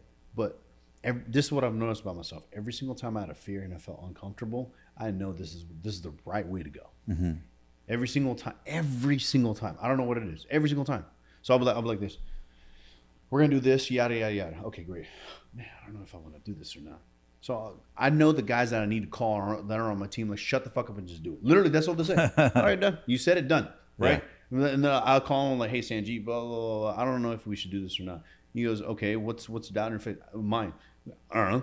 He goes, dude, we always figure this shit out. Just go do it. Every single time you figure this shit out, we always overcome it. Yeah. He goes, did you work out today? Literally, he'll ask me, did you work out today? I was like, no. He's like, why don't you go train legs or something, dude? Yeah. When I'm training legs, boom, I come back and I'm a totally different guy. Okay, guys, yada, yada, yada, this is what we're going to do. Yeah. Boom, done. Yeah, a lot of times confidence and fear is based on just the mood of that day or whatever it is. That's it. Yeah. When you think it's like a belief and truth and all this shit in your head. Yeah. Yeah. That makes sense. Yeah. What about in terms of, like, you talked a lot about like hiring the right people. How important was it for you to surround yourself with the right people? And was there a time where you didn't do that? Thanks for asking that question. That is the biggest success key ingredient for me, for sure. For sure. So growing up, I had successful friends, I'm doing the GNC thing. They're successful guys. I'm looking up to them and all that kind of stuff, right? And then from there, it went from, you know what? They're not helping me really succeed, right? They're telling me, let's do this thing together. Let's do this. Let's get to the top. How many people have come to your life and Omar? They're like, let's get to the top together. Let's get to the top. But what are you really fucking doing together to get to the top? Nothing. Yeah. You guys in a room, what are you guys doing? Probably drinking, talking about chicks. Normal dudes. Right. But we're not thinking about, like, if I was your homie and I came up to him like, hey bro, I have this real estate portfolio, it's $10 million. Okay. Let's do 500K, 500K, 500K, 500K. Let's raise $3 million just here and let's get the property. Right? You and I, you're like, makes no problem, because the stage that we're at in life right now, no problem, let's do it. But what if I had the conversation and nobody did anything about it? Then what? I'm in the wrong damn circle. I'm trying to go here. These guys are over here. Does that make sense? 100%. So you got to let them go, and you got to see what you want. Again, the biggest, most important thing you can do in your life is know exactly where you want to go, and then you tailor everything based off of that. Yeah. If somebody is not helping you get to where you want to go, they're not a pushing force, you got to let them go. To the point where, bro, I stopped talking to my parents for a year. Why? Because every single time I'm going to work, I'm driving my car, mom calls me, XYZ, your cousin, yada, yada, yada. How am I supposed to help my cousin in Australia? Right. Right? Yeah. Like, she never called me, asked for help. Oh, your uncle this. Yeah, dude, no. So I'm like, Mom, you ever call me in the morning when I'm going to work? I'm fired up to go to work and crush it. You ever call me again? Literally, I'm not going to pick up your phone. She stopped calling me. She got mad. I'm like, I don't give a shit. But you have to do that. Yeah. But if I didn't do that, I wouldn't be where I'm at, because what they're going to do. What happens is a lot of people, some people get jealous as well. So they don't want to see you at the top. They always talk about it. I want to see my homies at the top, but they don't do that. You'll be surprised, bro. When you're growing up, is you have friends, you have family, right? But the biggest supporters are always your strangers. And they become friends and family. What do they say? A prophet is a prophet everywhere but his own home. Correct. Yeah. Yeah. Like, I'm sure there's people that, would pay you tens of thousands of dollars for an hour of consulting of your time, whereas in your own home or in your own environment or your cousins or whatever, they may be like, there goes Army with another crazy idea of his. They might not value it as much. Yeah. They don't even talk business about me anymore. Yeah. They don't, because they can't comprehend half the things I say. What's your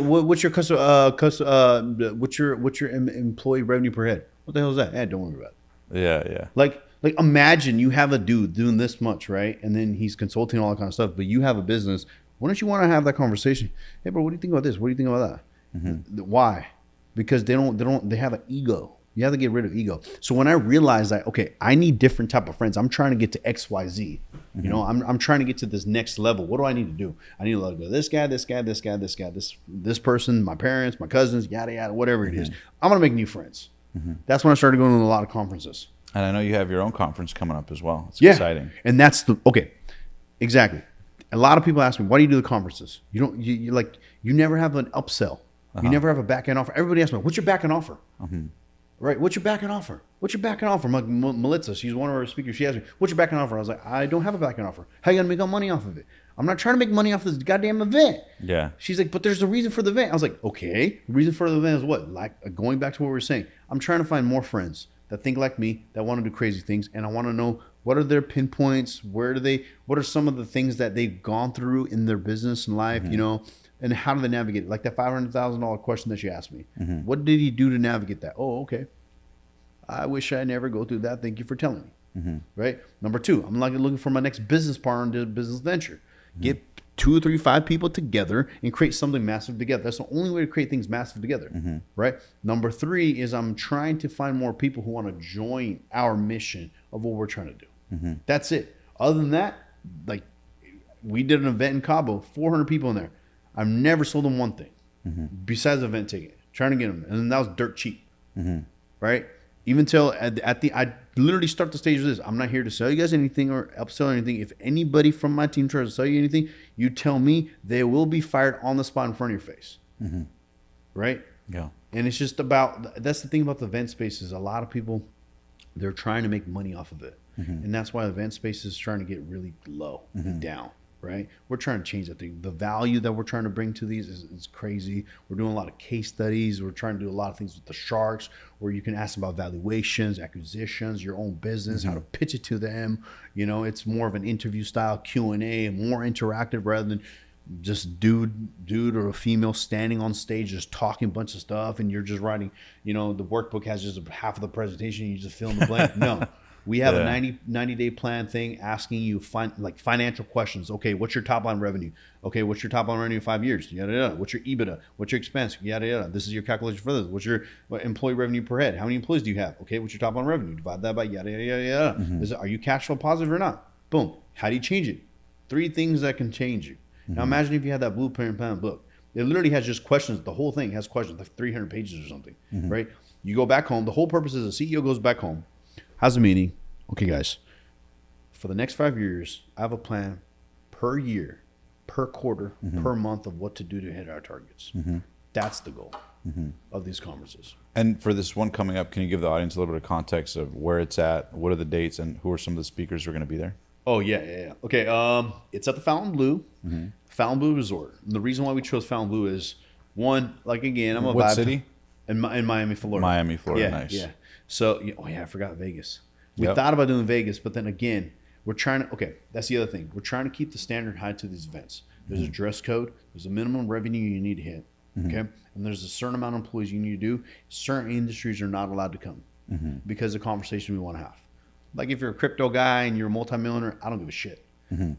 Okay. How many employees are you managing? Do you have SOPs, KPIs, HR department, anything like that? Yes. And you're crypto? Let's talk. Right? If you're crypto, one dude, and you're making multimillionaire, you have a Bugatti and all that kind of stuff, there's no conversation I can really have. Think about it. Yeah. You know, you're just trading paper for paper in a way, or paper for little coins. Yeah. Right? Digital coins. Yeah. Yeah. But like Omar, like you've been to conferences. How many conferences have you been to where you're trying to have a legit conversation with somebody, but you can't? You might get the CEO expensive ticket or 10, 20K, but the guy is over here just $1 million business. You're over here doing $25, $50 million, you know, and then he's asking you tons of questions where you're over here like, no, I'm trying to find somebody who can answer my questions. That's how we're trying to. So even our ticket prices too, we ask you, what's your revenue? What are you at? Yada, yada, yada. Okay, no, you can't get this ticket. You qualify only for this ticket. So there's a qualifying thing. Reason I mean, because there's a way we're trying to do the event. Okay.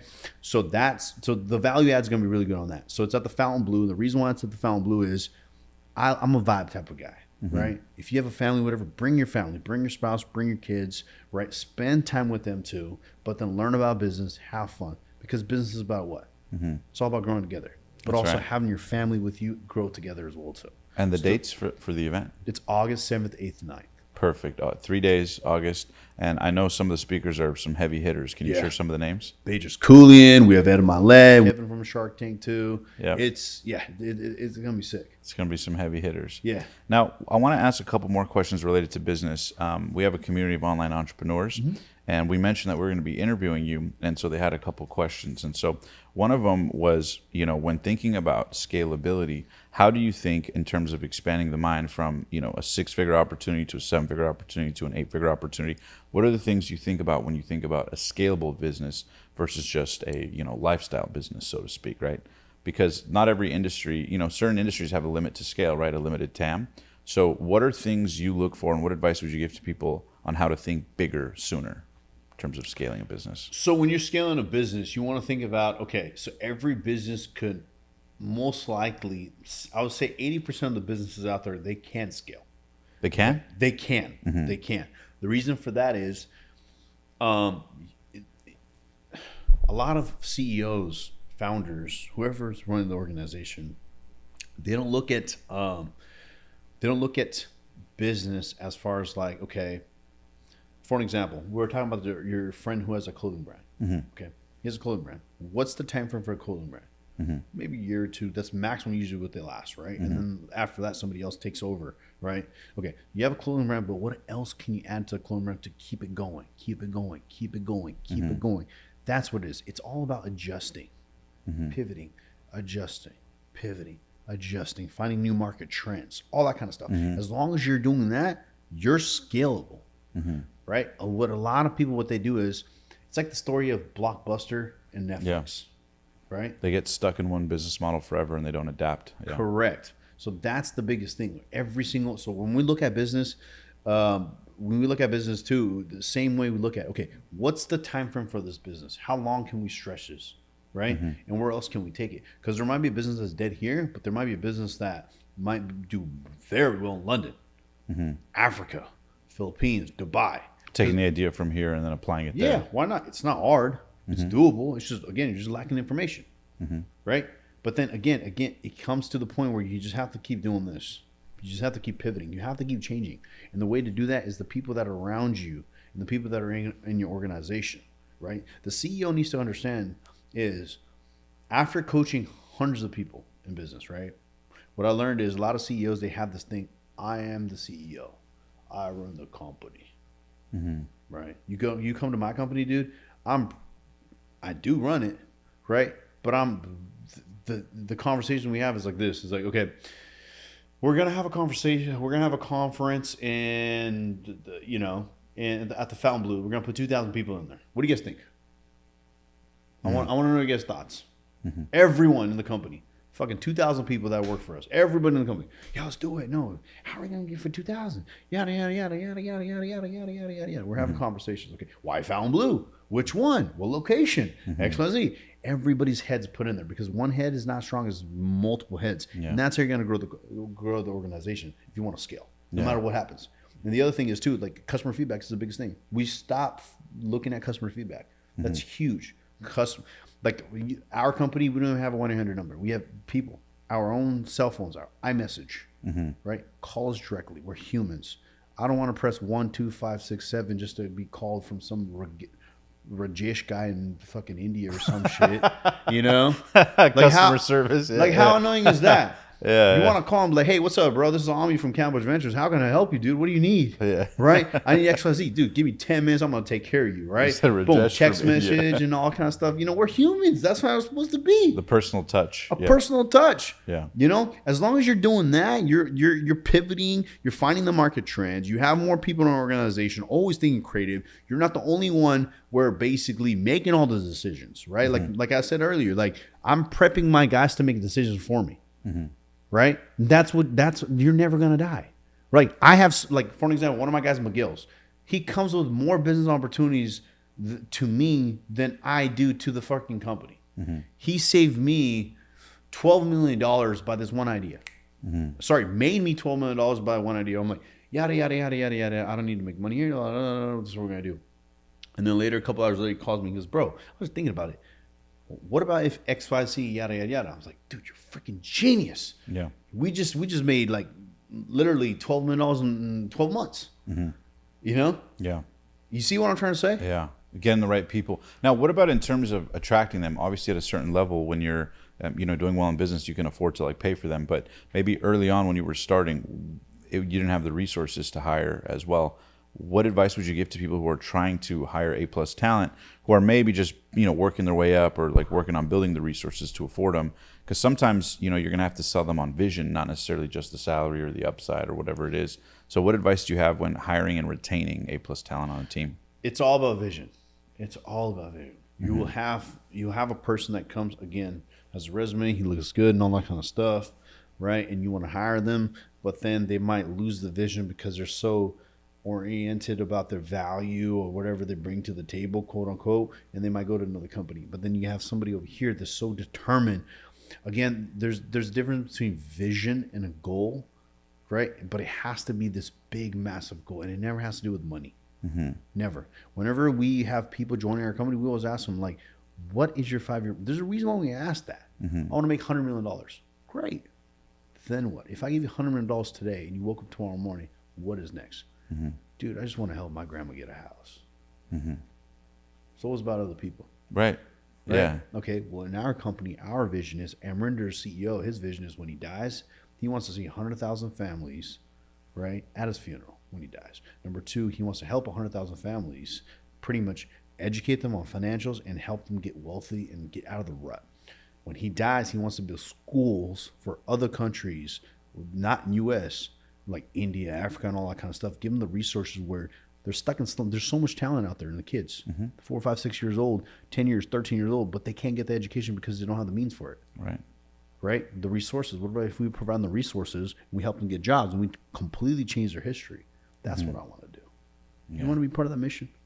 Right? Yeah. We want to make people wealthy, healthy, financially free, educate, and we want to educate you on business and life and standards. You're not going to just come here and work. No, you're just not another employee. You're part of the family. It's going to be a completely different family. And if you give us 100%, we'll give you 200%. Right? So selling the vision. You're part of the fully. mission. Then we say that. Then we say it's not easy. This guy wakes up at 2 a.m. We'll send you a plan. He'll be at the office at 7, and the plan's already good to go. Right? If he calls you at 4, you got to pick up. If he tells you tomorrow we're going to London for a meeting, you better tell your lady, you better tell your guy, you got to take a flight. That's how it is. We're fast, we're aggressive. It's not easy. There will be times where you'll break because there's so much pressure, but it's rewarding when a client calls you and tells you, I just had a baby. This is a true story. 6 months ago, I don't have to go to work because the investment is paying for everything. That's rewarding. That's Would you want to be part of that mission?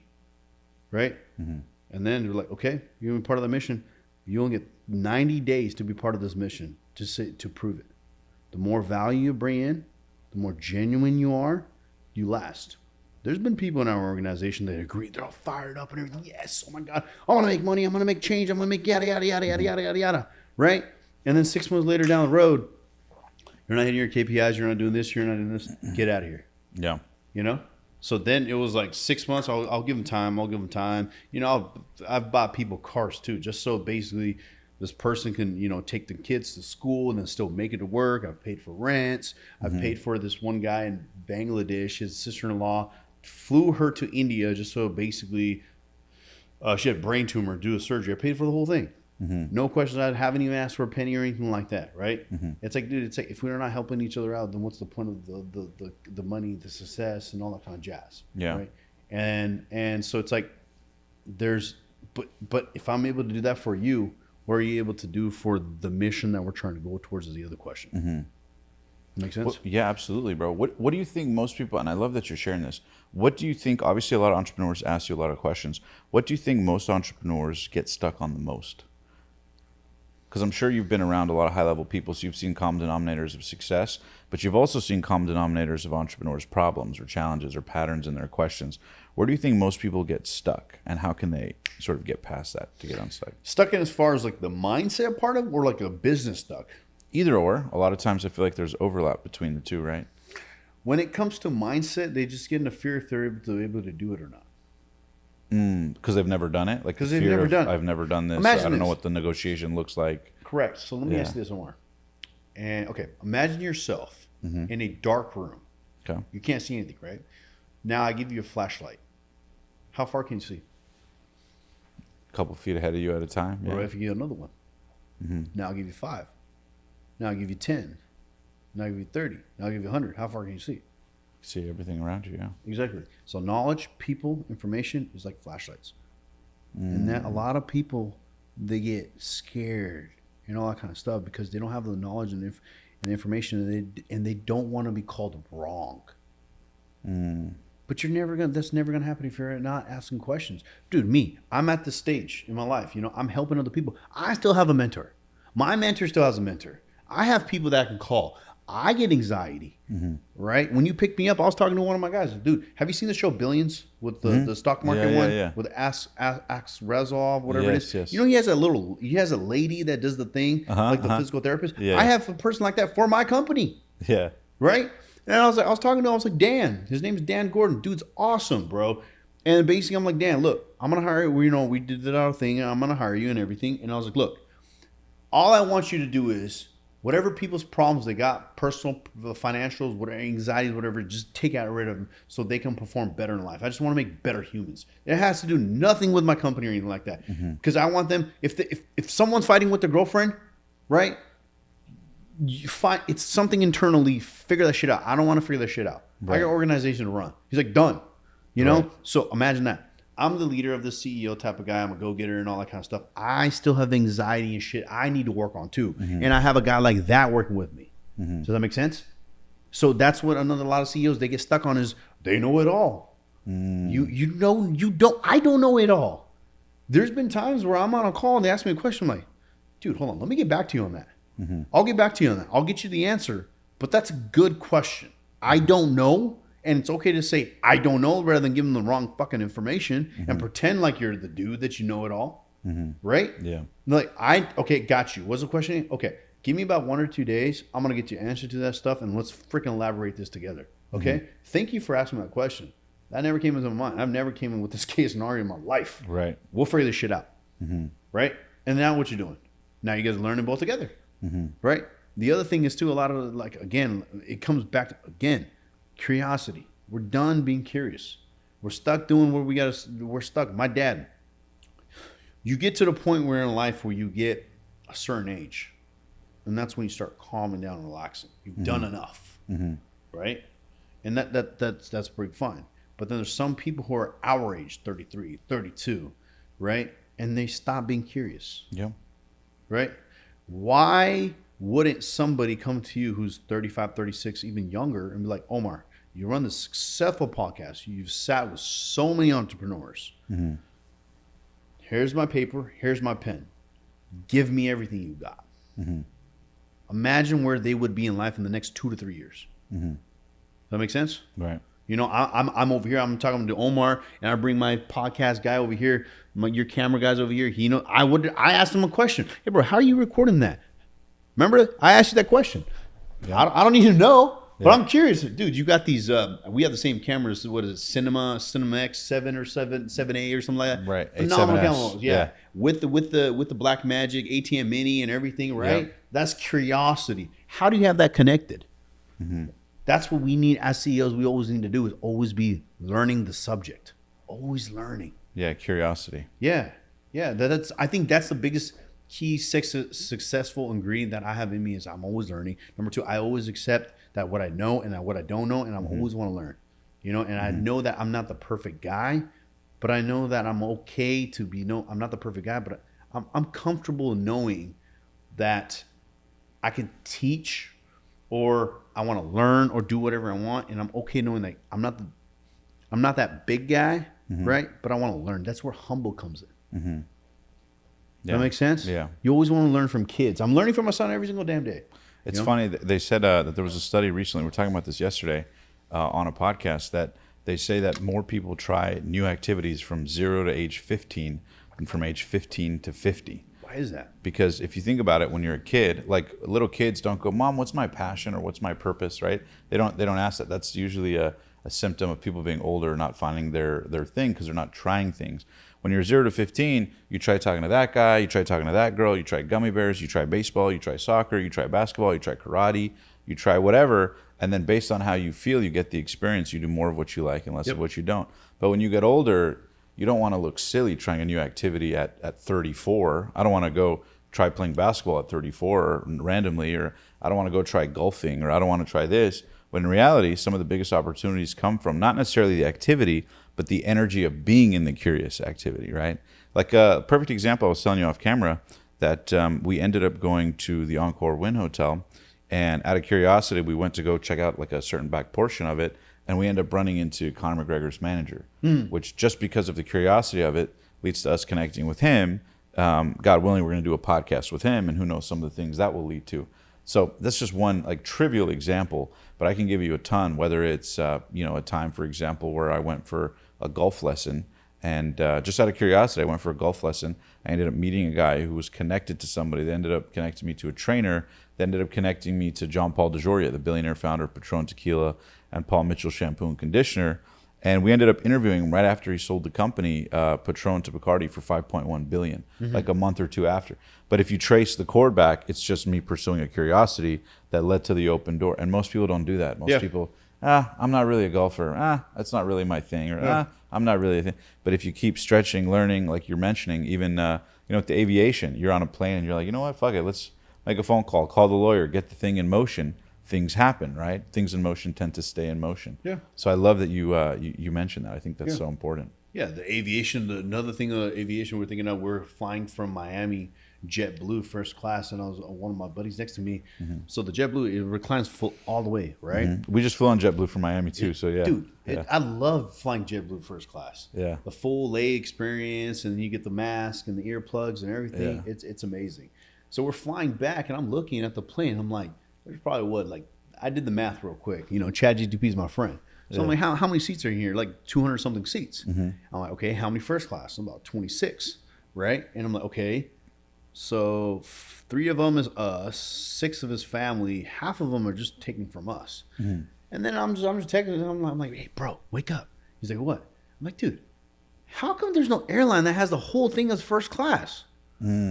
I'm like, would you pay for something, let's say $1,500 one way, and the whole thing's first class? I'm like, how many times have you wanted to go first class, but it's booked, right? He goes, multiple times. I'm like, what about if we start an airline project where basically it's the same plane, the whole thing's first class. You get food, you get first class airline. The whole thing. Yeah. And you just do it in major cities first, and you go from there. He goes, dude, yeah. And then and I was like, we can do this. And then I was like, the seats have to be arranged where if you're sitting on this side, you don't have to disturb me to go to the bathroom. And then boom, I'm like, ding, at like 2 a.m. I'm like, hey, you got a pen and paper? And we're over there drying and exactly curiosity. Yeah. And even if it goes nowhere, it's just building the muscle of that. Because if you do that 50 times, 3 or 4 of them might end up being millions of dollars in revenue and a huge business, but you're building the muscle of it. Yeah. Yep. Yep, That's awesome. exactly. Bro. And then the other thing about a lot of business owners, what they don't do is they want to do everything by themselves. They don't want to do collaborative work. Okay, so a lot of my businesses, it's all been collaborative work. I know what I bring to the table. You know what you bring to the table. Like one of our things is our health business. I was telling you about one of our big things. This is gonna be like my. I'm gonna die with this project. Is this the one you had the dream about? Yes. Can you share with the audience a little bit about that dream? It's an incredible story. This is like my. I love this thing, man. It gets me so hyped up and powered. So basically, health has always been my thing. I've always wanted to do something in health, big time, right? And how important was health, before you get into it, how important was health and fitness for your mindset for the business that translated later? Everything. Really? Everything. So when you're crunching numbers and you're dealing with people, you're on calls, you're trying to have high energy for your team and all that kind of stuff. Imagine how you deal internally, like shit. Now we're working out, being disciplined, eating right, and all that kind of stuff. Having that mental fog completely cleared out, right? It helps you tremendously. The other thing what I like is, like, if you take a pre-workout, right? What happens when you're working on your bicep gets pumped, you got blood flow coming in, right? And you feel like what I feel like is when I train, I feel like Superman. Right? Literally, that's how I feel like. I feel like Superman. I'm working on looking at myself in the mirror. My pecs are popping out and all kind of stuff. My legs are pumped there. I feel like Superman, dude. Yeah. So it's like, okay, cool. If I feel like this morning, I woke up around, I think, like 4:30. I trained before coming here, right? And I felt like Superman. I felt super energized and all that kind of stuff. And that's one of the things. You're setting the stone. Because the hardest thing that any human can do is just spend 1 or 2 hours for themselves. And we forget to do that. Right. I'm not talking about, like, okay, self-development books we're reading. That's good. Meditation. That's another form of it. Yoga, another form. Massages. You got to take care of your body, right? So I get a massage every week. Red light therapy, PMF, sauna blankets, working out, eating clean. We have to do that.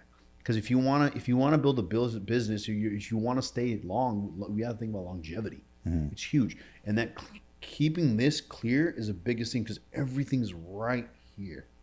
And this is connected to this, which goes to this. Because I can give you all the data in the world, but there's one thing that's going to make a decision in your life is what?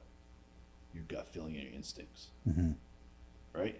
So me doing this podcast with you, Hans tells me, hey, you want to do a podcast with my buddy over here, Omar? I was like, yeah, he's done with a few guys. Even this morning, I was like, man, I don't want to freaking go to LA, do a freaking podcast and all that kind of stuff. Like, you know what? I got a good gut feeling. I think we're going to have some good conversations. You see what I'm trying to say? Yeah. I'm reaching the audience or something. Nothing like that. Just gut feeling. You can give me all that. There's been times where I'm like, a business deal comes in, we're going to make $20 million in revenue with XYZ or something like that. I'm looking at the deals and all that kind of stuff. Everybody approves it. I'm like, I don't know what it is, but I'm not getting a good gut feeling out of this, right? And then everybody, they just know that if he's not feeling a gut feeling, it's probably something we shouldn't do, right? So it turns out good, because that partner was going to screw us over. Right. So it develops that sense of confidence with yourself, so to speak. Trust, self-trust. Yeah. When you get to the point where you've done enough business, when you get to 7-figure and above, there's internally you start feeling a certain way, what you should do and what you shouldn't do. And always listen to that. Every single time I listen to my gut feeling, bro, simple as far as going on an Airbnb. We're at Miami. So, like, again, all my guys, we stay together, right? And that's like, we bond together. We get to learn about each other. We get to learn about our families. We solve issues together. We do a lot of case studies together. We're in the pool together. Even though we're together, people think we're probably drinking, smoking, XYZ. Dude, we're just talking about how to help people, how to make more money, XYZ, do a bunch of things together, right? So we're in this Airbnb. Okay, on pictures, it looks sick. I'm like, well, pretty cool. Let me book it. I booked it. We got there. I'm like, dude, this shit's weird. Yeah. Next morning I wake up, I'm like, I don't know what it is. I feel a weird gut feeling. Miguel, let's find another spot. We find another spot. We go into it. As soon as we walk in, everybody's quiet and down. Everybody goes into a new one. Boom, energy leveled up. And I'm like, Miguel, that's it. Always live into my gut feeling no matter what happens. Yeah, it's true. No, but it's so true with the environments and everything. Tell me about, I didn't mean to interrupt, but you were telling about the story with Miguel for the thing you're inspired. Yes, vision. the health business. Yes. So basically what happened was I was wanting to get into health. So basically this was about 9 to 12 months, maybe now. Really about 9 to 10 months now. Okay. So I get a dream and I call Miguel and I'm like, hey Miguel, I got a dream for you, all right? I'm like, where you at? He's like, I'm home. I was like, can you sit down? He was like, yeah. I was like, I don't know why. I was like, dude, he's probably gonna be emotional. I'm driving home, And I'm like, I'm getting emotional while I'm driving home, just thinking about telling him. I'm like, bro, I had a dream. He's like, yeah, what happened? What's the dream? And then I was like, it's about you. He's like, okay, what happened? So I was like, dude, so remember when one time I told you one day we're gonna find a cure for your son? And he goes, yeah. I was like, I dreamt that we found a cure. He's like, okay. He's like, I was like, what happened was, is your birthday. We're all together. You're not here. You're in Phoenix at the office. And then I'm like, dude, guys, Miguel's birthday is coming up. Like, we got to do something special, right? And then everybody's like, oh, let's go do this. Let's go to Kiki on the River, or this, that. Yeah, let's go. We went to Kiki on the River. Yeah. Amazing spot, huh? Amazing spot. Yeah. So we're like, let's go to Dubai. Let's do this. And I'm like, no, it has to be more meaningful this time, right? Yeah. And then they're like, what is it? I was like, what about if we cure his son? Like, and for the audience who doesn't know, what does his son have? His son has he's autistic. Okay. So he's 7 years old, 6, 7 years old. Okay. Very, very smiling kid. Love the kid. And then basically, so apparently in my dream, I'm a friend with Elon Musk. So I called Elon. I was like, hey, bro, I know what you're near a link and all that kind of stuff. We can do a lot of things, right? But can you cure a kid with autism? He's like, well, you know what? Let me see. Let me call the scientist. Call him back the next morning. He goes, yes, we can. I need about like 3 to 4 weeks, 2 to 3 weeks or something like that. And in the lab. Okay. I'm like, okay. So I called the guys. I'm like, guys, this is what we're going to do for him. And we're just going to go travel all the world, look at all of our offices. So he's distracted. Right. So he's distracted. We're busy. His lady takes him, they do the surgery. It says the day of his birthday, we come back. I'm like, hey, bro, we got a huge reservation for your birthday. Everybody's gonna come. XYZ, go get your lady and your son. Let's go. He's like, okay, cool. Goes to the house, opens the door, turns on the light. His son's standing there, runs up to him, hugs him, and says, "Daddy, I'm cured." Wow. And he's just like, oh shit. And he goes, bro, I believe it because every single time you envision something, it has always freaking come true, right? Fast forward. A couple months ago, one of my partners calls me. She goes, hey, one of my friends, she owns a pharmaceutical company. Okay. I'm like, okay. And then she goes, we want to get into IVs and XYZ, yada, yada. And she was telling me we can make XYZ money. You can make XYZ money. She just wants to sell me the product. But she goes, I don't want to have one shop. You're the guy that knows. We've done a lot of business together. We've done quite a bit of business together. She goes, you're the scaling expert at this stuff. So she goes, why don't we partner up and I'll do this and you do this. I'm like, no, yeah, let's talk about it. So then it started with IVs. Then it came with, okay, I know how sports nutrition works and everything. We're going to do XYZ with sports nutrition. And then one day at my house, I park, I'm talking to her, we're collaborating. That night, I still remember, like 7 p.m. or something after the gym. And we're talking about it. I was like, dude, you know what? Screw it. Let's just give the middle finger to the freaking big pharma. She's like, what do you mean? We're going to do XYZ. We're going to yada, yada. We're going to cure a lot of people, blah, blah, blah. Yada, yada, yada. We're going to have this app, yada, yada, yada. All that stuff, right? And then next day, my guy, Renji, calls me. And I'm in a meeting. My guy calls me. And I'm like, what's going on, bro? He goes, remember, I just got out of a meeting. And his son's autistic too. And he goes, I think you need to talk to her. I'm like, what's wrong? So your mission of trying to help a lot of kids and families, all that kind of stuff. You want to be in health. I think we got something strong here. There's a doctor has helped multiple kids with autistic autistic kids. She survived cancer. She cures cancer cells, patients with dementia, multiple different things. And I'm like, wait, what? She goes, yeah. So I didn't tell you this. I've been working with my son for 2 weeks with this person. No, sorry, not 2 weeks. It's been 2 hours I've been on the office right now. And just for the few things that she's doing naturally, I've already seen a difference in his energy. Wow. And I'm like, Renji, you know how many kids we're going to freaking, families we're going to solve? Right there. End the call, in the office. I'm sitting on my desk and I'm just like, this is down, right? We're like, what's wrong? I was like, I got to go home. This is like 1 p.m. Everybody's like, he's the first one in the office and the last one to leave. What's going on? I get in the car. My partner goes, knocks on the door. I'm like, what's up, bro? Sanji goes, what's wrong? And I'm just like in tears. He's like, you good, bro? I was like, yeah, bro. I was like, we're about to change so many lives. You have no fucking idea. Right? He goes, what's wrong? I was like, I got to go home. I'll tell you later. He's like, okay, cool. Driving home. And I'm just there in tears, man. Me and my lady, I tell her everything and everything. I'm just in tears, dude. And I'm like, dude, this is crazy. Because what I'm envisioning is this. My son's 5 years old, okay? I get to hear everything.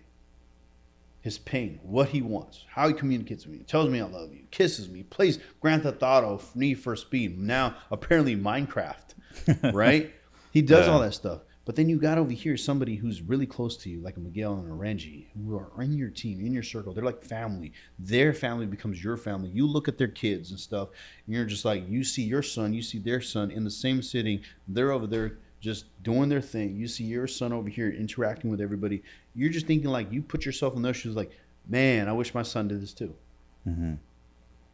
You see what I'm trying to say? Yeah. And I'm like, so then I called Renji. I'm like, okay, make a meeting. Let's go talk. And then from there is I just told the medical directors, this is build the biggest thing out there. And now we have this huge thing that I'm not going to go into too details because obviously NDA stuff. Sure. Right until we launch it. And it's crazy, man. Even like one of our close friends, she's 29, 30 years old, has cancer. Wow. With 2 kids. One is a year and a half. The other one is 3 years old. And she has cancer. She can get rid of her uterus and be okay, but she has health problems. Sure. So I called the doctor. Another part where I just lost it, dude. Every single time this always shakes me up. I called the doctor and I was like, hey, one of our friends, this is what's going on, yada, yada, yada. Right down the spot, she gives me a solution. Get on keto because cancer does what? Survives on sugar. You got to do this, we can cure. Give me about 6 months. She goes, you know, I had breast cancer 2 times and we killed it. You know, there's another patient I had, he had a brain tumor, we fixed it. I'm like, no fucking way. Yeah. Got off the phone, I'm just there. I tell my team, and I just go outside in the Airbnb, right? And I'm just there, just quiet. Miguel comes to me, he goes, you good, Baji? Baji means brother in Punjabi, right? He's Mexican, but he knows more Punjabi than the majority of the guys. It's kind of cool. Shout out Miguel. Yeah. And then he goes, you good, bro? I'm like, yeah, bro. I was like, dude, I'm just thinking about, it's literally getting me emotional. I'm thinking about it. I was like, she's 30 years old. She has 2 kids. I'm just thinking about her kids. If mommy leaves, how the hell are the kids going to survive? Every child needs your goddamn mom. Mm-hmm. So we're literally about to save that whole entire family dynamics, bro, off of what? One curiosity and one idea. Mm-hmm. And let's just go balls to the walls. Yeah. Yeah. And and I'm so blessed that the medical director was like, we want to do this, but we're scared because 1, capital. I was like, I have that. Number 2, we don't know this business strategy. That's where I come into play. Mm-hmm. Okay. Number 3, we feel like we're gonna get shoved by the big pharma. I was like, don't worry about it. I'll take care of that. Called my guys at the United Nations, the Vanderbilts, Rockefellers, did a meeting with them. Don't worry about it. You're part of the United Nations. You're a member of the United Nations. Nobody's gonna mess with you. Mm-hmm. This will be a project of the United Nations. Just let me know when you're ready. Mm-hmm. And I was like, damn, let's go. That's awesome. Bro, I don't know what it is. I'm very blessed in life that everything naturally comes to me. We were talking about this off camera. You know when you just naturally, I don't know what it is. I'm naturally, what this aura, this vibe, things, I say something and it just happens to me naturally. Like the way I am in life and all that kind of stuff, the position that I am, I'm very blessed. I feel like I'm the luckiest dude on planet. Like was it always like that, or do you think you did a certain set of things that just started to compound in terms of building value, that things came to you, or do you think you always had that gift? I think it was just one of those things. Like I don't hear anybody else. I don't hear anybody's opinions. I just go through that gut feeling and just do it. Like GNC, people told me not to do it, did it. My dad supported me. He gave me the check and all that kind of stuff. Let's go. Boom. Yeah. Sports nutrition brand. Like, think about it, bro. You're fucking 23 years old. Creating a sports nutrition brand. What the hell do I know? 23-year-old trying to create a company. Right? Boom. Created this e-commerce business. Boom. Created this da-da-da-da-da-da. Any opportunity that came to me, I was like, let's just see what happens. Let's just go. And that's where I'm in life now. You know, anything that comes up to me, I just kind of look at it. I'm like, this goes towards my goal. Like the whole health thing, completely towards my goal. Let's go. Right? I love that, dude. And I want to ask you 2 more questions before I wrap up here with a quick game. One is you shared a lot of value, and you talked about the concept of people having to have a 5-10 year plan beyond, et cetera. So what do you see as, Kamboj Ventures 5-year, 10-year plan? What do you hope the vision is that you're trying to create ultimately with all these businesses and all this revenue and partnerships you're generating? So everyone asked me that question. Okay. So what I'm trying to do is I'm trying to build this circle. Okay. In this circle, there's like-minded people in there who want to genuinely do things, help people out. There's so many scammers, people who screw each other up and all that kind of jazz, right? But I want people like Omar.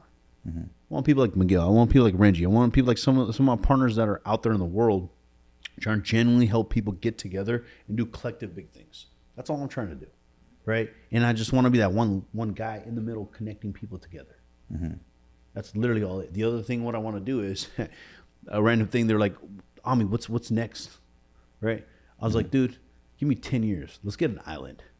Like, what do you mean? You want to live there? I was like, no, I want to put civilization there. Everybody that's in our little circle, our X-Pro community, why don't we create our own civilization? Savages, right? People who don't, no hate, all love. It's going to be kind of hard to do, but we'll make it happen. Business savvy people, kids are playing with one another. They're learning about finance, business, taxes, all that kind of jazz, right? We're doing shit together and all that kind of stuff rather than screwing each other up, doing things by yourself. You do things collectively. 5 or 10 people do it collectively together, and let's just all build it up massively. That's what I'm trying to do. So even these conferences like the Domination Conference and everything, again, going back to the thing, I'm not trying to sell anybody anything. I'm trying to get 2,000 people in the room and just have dope-ass conversations and see where those conversations last. That is it. And I just want to make a fuck ton of friends that think like me heavily, think 5-10 years down the road, think in a crazy different way. That's all I'm trying to look for, just crazy people. Help a lot of people, make a lot of money, and have a lot of fun. Yeah, with like-minded people. Yep. That's all it is. Absolutely. Yeah. And for the audience, one more time, where's the event and where can they find out more information on it? It's at the Fountain Blue. It's called the Domination Conference, August 6th, 7th, 8th. Sorry, 7th, 8th, and 9th. Yep. Right? 7th, there will be a sick reception party. I'm probably spending like $3-4 million on this event. Wow. It's a sick reception party. Depending on what ticket you have, on the 8th and the 9th, there's a beautiful CEO session that we're about to do that nobody does, okay? 8 a.m. to 9 a.m., you get to have breakfast both days with me, my team, and a couple of other guest guys with us. It's a Q&A type of panel, and I have the Q&A already done. And the Q&A is not like you ask me questions. I want to ask you guys questions, okay? The whole thing about Trump and Iran, what do you think is going to happen in the next XYZ? Does that affect anybody? Okay? Like conversations like that behind closed doors. Okay? Now, do you think there's going to be another China trade war thing happening or anything like that going in the future? Okay? Like those are the kind of conversations I want to have. Yeah, how to best anticipate market trends with what's going on. Yeah, like what are you doing in your market over there? What are you doing in your market over there? What are you doing in your market over there? Oh, no, okay. Oh, wow. Okay, cool. Like those, okay. Hey, guys, I have this case study. There's a CEO. Okay, imagine you're a CEO for a company, okay? You have a SaaS business. You did $8 million in 4 years, okay? Now you want to get into a new market space. You got a contract with a new market space. In 12 months, you'll do collectively about $8 million in business, okay? $16 million business in the next 12 months, pretty much. So 8 plus another 8. Okay, now the problem is your COO is yelling at you because he's saying that the fulfillment team, the operations team is struggling trying to fulfill your current clients already because the sales team is hammering the calls. So your operations is lacking, right? Your sales manager over here is saying, dude, we can handle this shit, get the damn business. Obviously, he's a sales manager guy, right? Your CFO, he's looking at it this way. We can do it, but we have to find one decision. Should we not do it? Should we do it? Right? And then your current clientele, they're kind of saying, hey, they're not kind of like fulfilling our orders. Like we kind of got to look at their competition. But you want to go into those 3 marketplaces because you're going to add revenue, reputation, and you're going to beat your competition, but speed to market. Okay? Now, the question is, what do you do? Right? Yeah. See, this is a generalized case study that's going to apply to any business. When your sales is this and your operation is right here, how do you get to this? Because operation should be here, your sales should be like that. That's how it should be. How do you operate That your fulfillment team can more than handle sales. So, well, like, it's just, there's no right or wrong answer. It's just everybody's processes information differently. See, that's the case study. Those are kind of things that we're going to talk about at the Domination Conference. I love that, bro. Right? Like option A, do you just go balls to the walls, add new, and you slowly try to fix operations? Option B, do you get into one industry and then fix the operations as you're doing that? Or do you pause for 90 days, fix operations, and then boom, after the 90 days, get into the market slowly and slowly? Which one do you do? And how do you keep vision, mission, and everything in line, your team in line without losing anything? Without getting everybody feared of a lot going on? How do you do that? That's where most CEOs struggle, right? Is making decisions. Because if you think about it, that's really all a CEO's job really is, casting a vision, making decisions, and then putting people in place, recruiting the right team to actually execute. Yeah. Very well said, Yeah, so one of the things, one of my guys, he said that, he goes, this conference, we call it Domination Conference, should be called the Decision Making Conference. Everything's based off of decision. Like for an example, like one of them is mindset. Everybody talks about mindset. Dude, we got Tony Robbins, all these other guys talking about mindset. I was like, you know what? We're gonna change it. It's gonna be CEO, and you have your team. How do you take your beliefs and what you believe in and put it into your team? Like you asked me, how do you do that? Let's create a plan. Case studies. This is what it is. Okay. Next, how do you build a perfect leadership team where you can be in multiple spots? How do you do that? Right. Next thing, financials. How do you take your financials and be able to scale to market to scale? Right? Like that. Let me ask you this before we wrap up then. We play a quick little game at the end of every episode. It's called First Things First. So it's kind of like a word relation game. But before we get into it, and I'll explain it to you, is I want to ask, when you're dead, gone, nothing but a pile of dust, what do you hope your life, your legacy was all about for people listening to your story? Yeah. As I mentioned earlier in the podcast, is when I'm up there dead, and it's a good thing you asked that because I always mention it. When I'm up there, I'm looking down. I want to see 100,000 people at my funeral and them telling my family of how I have changed their lives. Okay. Number two, I want to see other kids using our systems, getting education and getting ahead in life, either working for us or finding another job. My team helping them. Like imagine you going to the slums of India. You get the people who want to learn, kids, you get them out, you put them in schools, our schools, we'll fund them, the laptops, the technology and everything. It's doable, but I need a lot of money to do that, right? And they're learning, they're growing, and then we get their family out of slums and they get a good job. That's my thing. And then the other thing is too, I want to see my son, my kids, our kids all working together and creating something massive for their future and for their futures to come. That's what I want to see. I love that. That's it. I love that, bro. All right. And then we have a quick little word relation game, like I mentioned. The way the game works is it's called First Things First. I'm going to rifle off a quick word or phrase, and then you just tell me the first word or phrase that comes to mind as it relates to that. So think of it like a word relation quick game. We're going to rifle off 10. You ready? The only rule is that you can't repeat yourself twice. Okay. All right. So it'll be fun. So number one is your first million. Like a year? Just your first million. First thought or word that comes to mind. 2021. Your last million. Oh, shoot. That's a weird question. What do you mean by last million? Like anything that comes to mind. So for example, one time we played the game and someone said my first million. Took forever. We asked him about their last million. He goes, last month. Oh. Just word or phrase like that comes to mind. Oh, okay. Last million. Yesterday. One deal. One phone conversation, 1 hour. The biggest misconception that people have about being successful in business. I have to do everything by myself. The biggest limiting belief you had to overcome. Nobody's going to support me. Common denominators of A players on the team. Give me some more context on that. First thing that comes to mind when you think of A players, killers on the team when hiring. Like names? Like things to look for. Oh. Supporters, doers. Yeah, I'll say doers, not dreamers, are our thing. Fear. It's made up. Success. Also made up. Can't repeat yourself twice. Okay. Success. To me, success is helping others, honestly. Seeing other people succeed. How to identify your superpowers in business. Got to know what you're good at. And other people are going to tell you that, not you. Best advice you'd give to somebody at 7 figures trying to scale to 8, 9 figures. Find the right mentor that's at the 9 or 10 figure. That's already doing it. Mentors. The best teachers in life. God, gurus. Private jet. Time. Family. Everything. Your kids. Everything. Can't repeat yourself twice. My life. And then the last one, you ready? Is legacy. My last name. I love it. Oh, man. Thank you so much for being on the show today, brother. Thanks, that was a wrap. Any other final words of wisdom you want to share with the audience? Hope you guys make sure to check out the Domination Conference.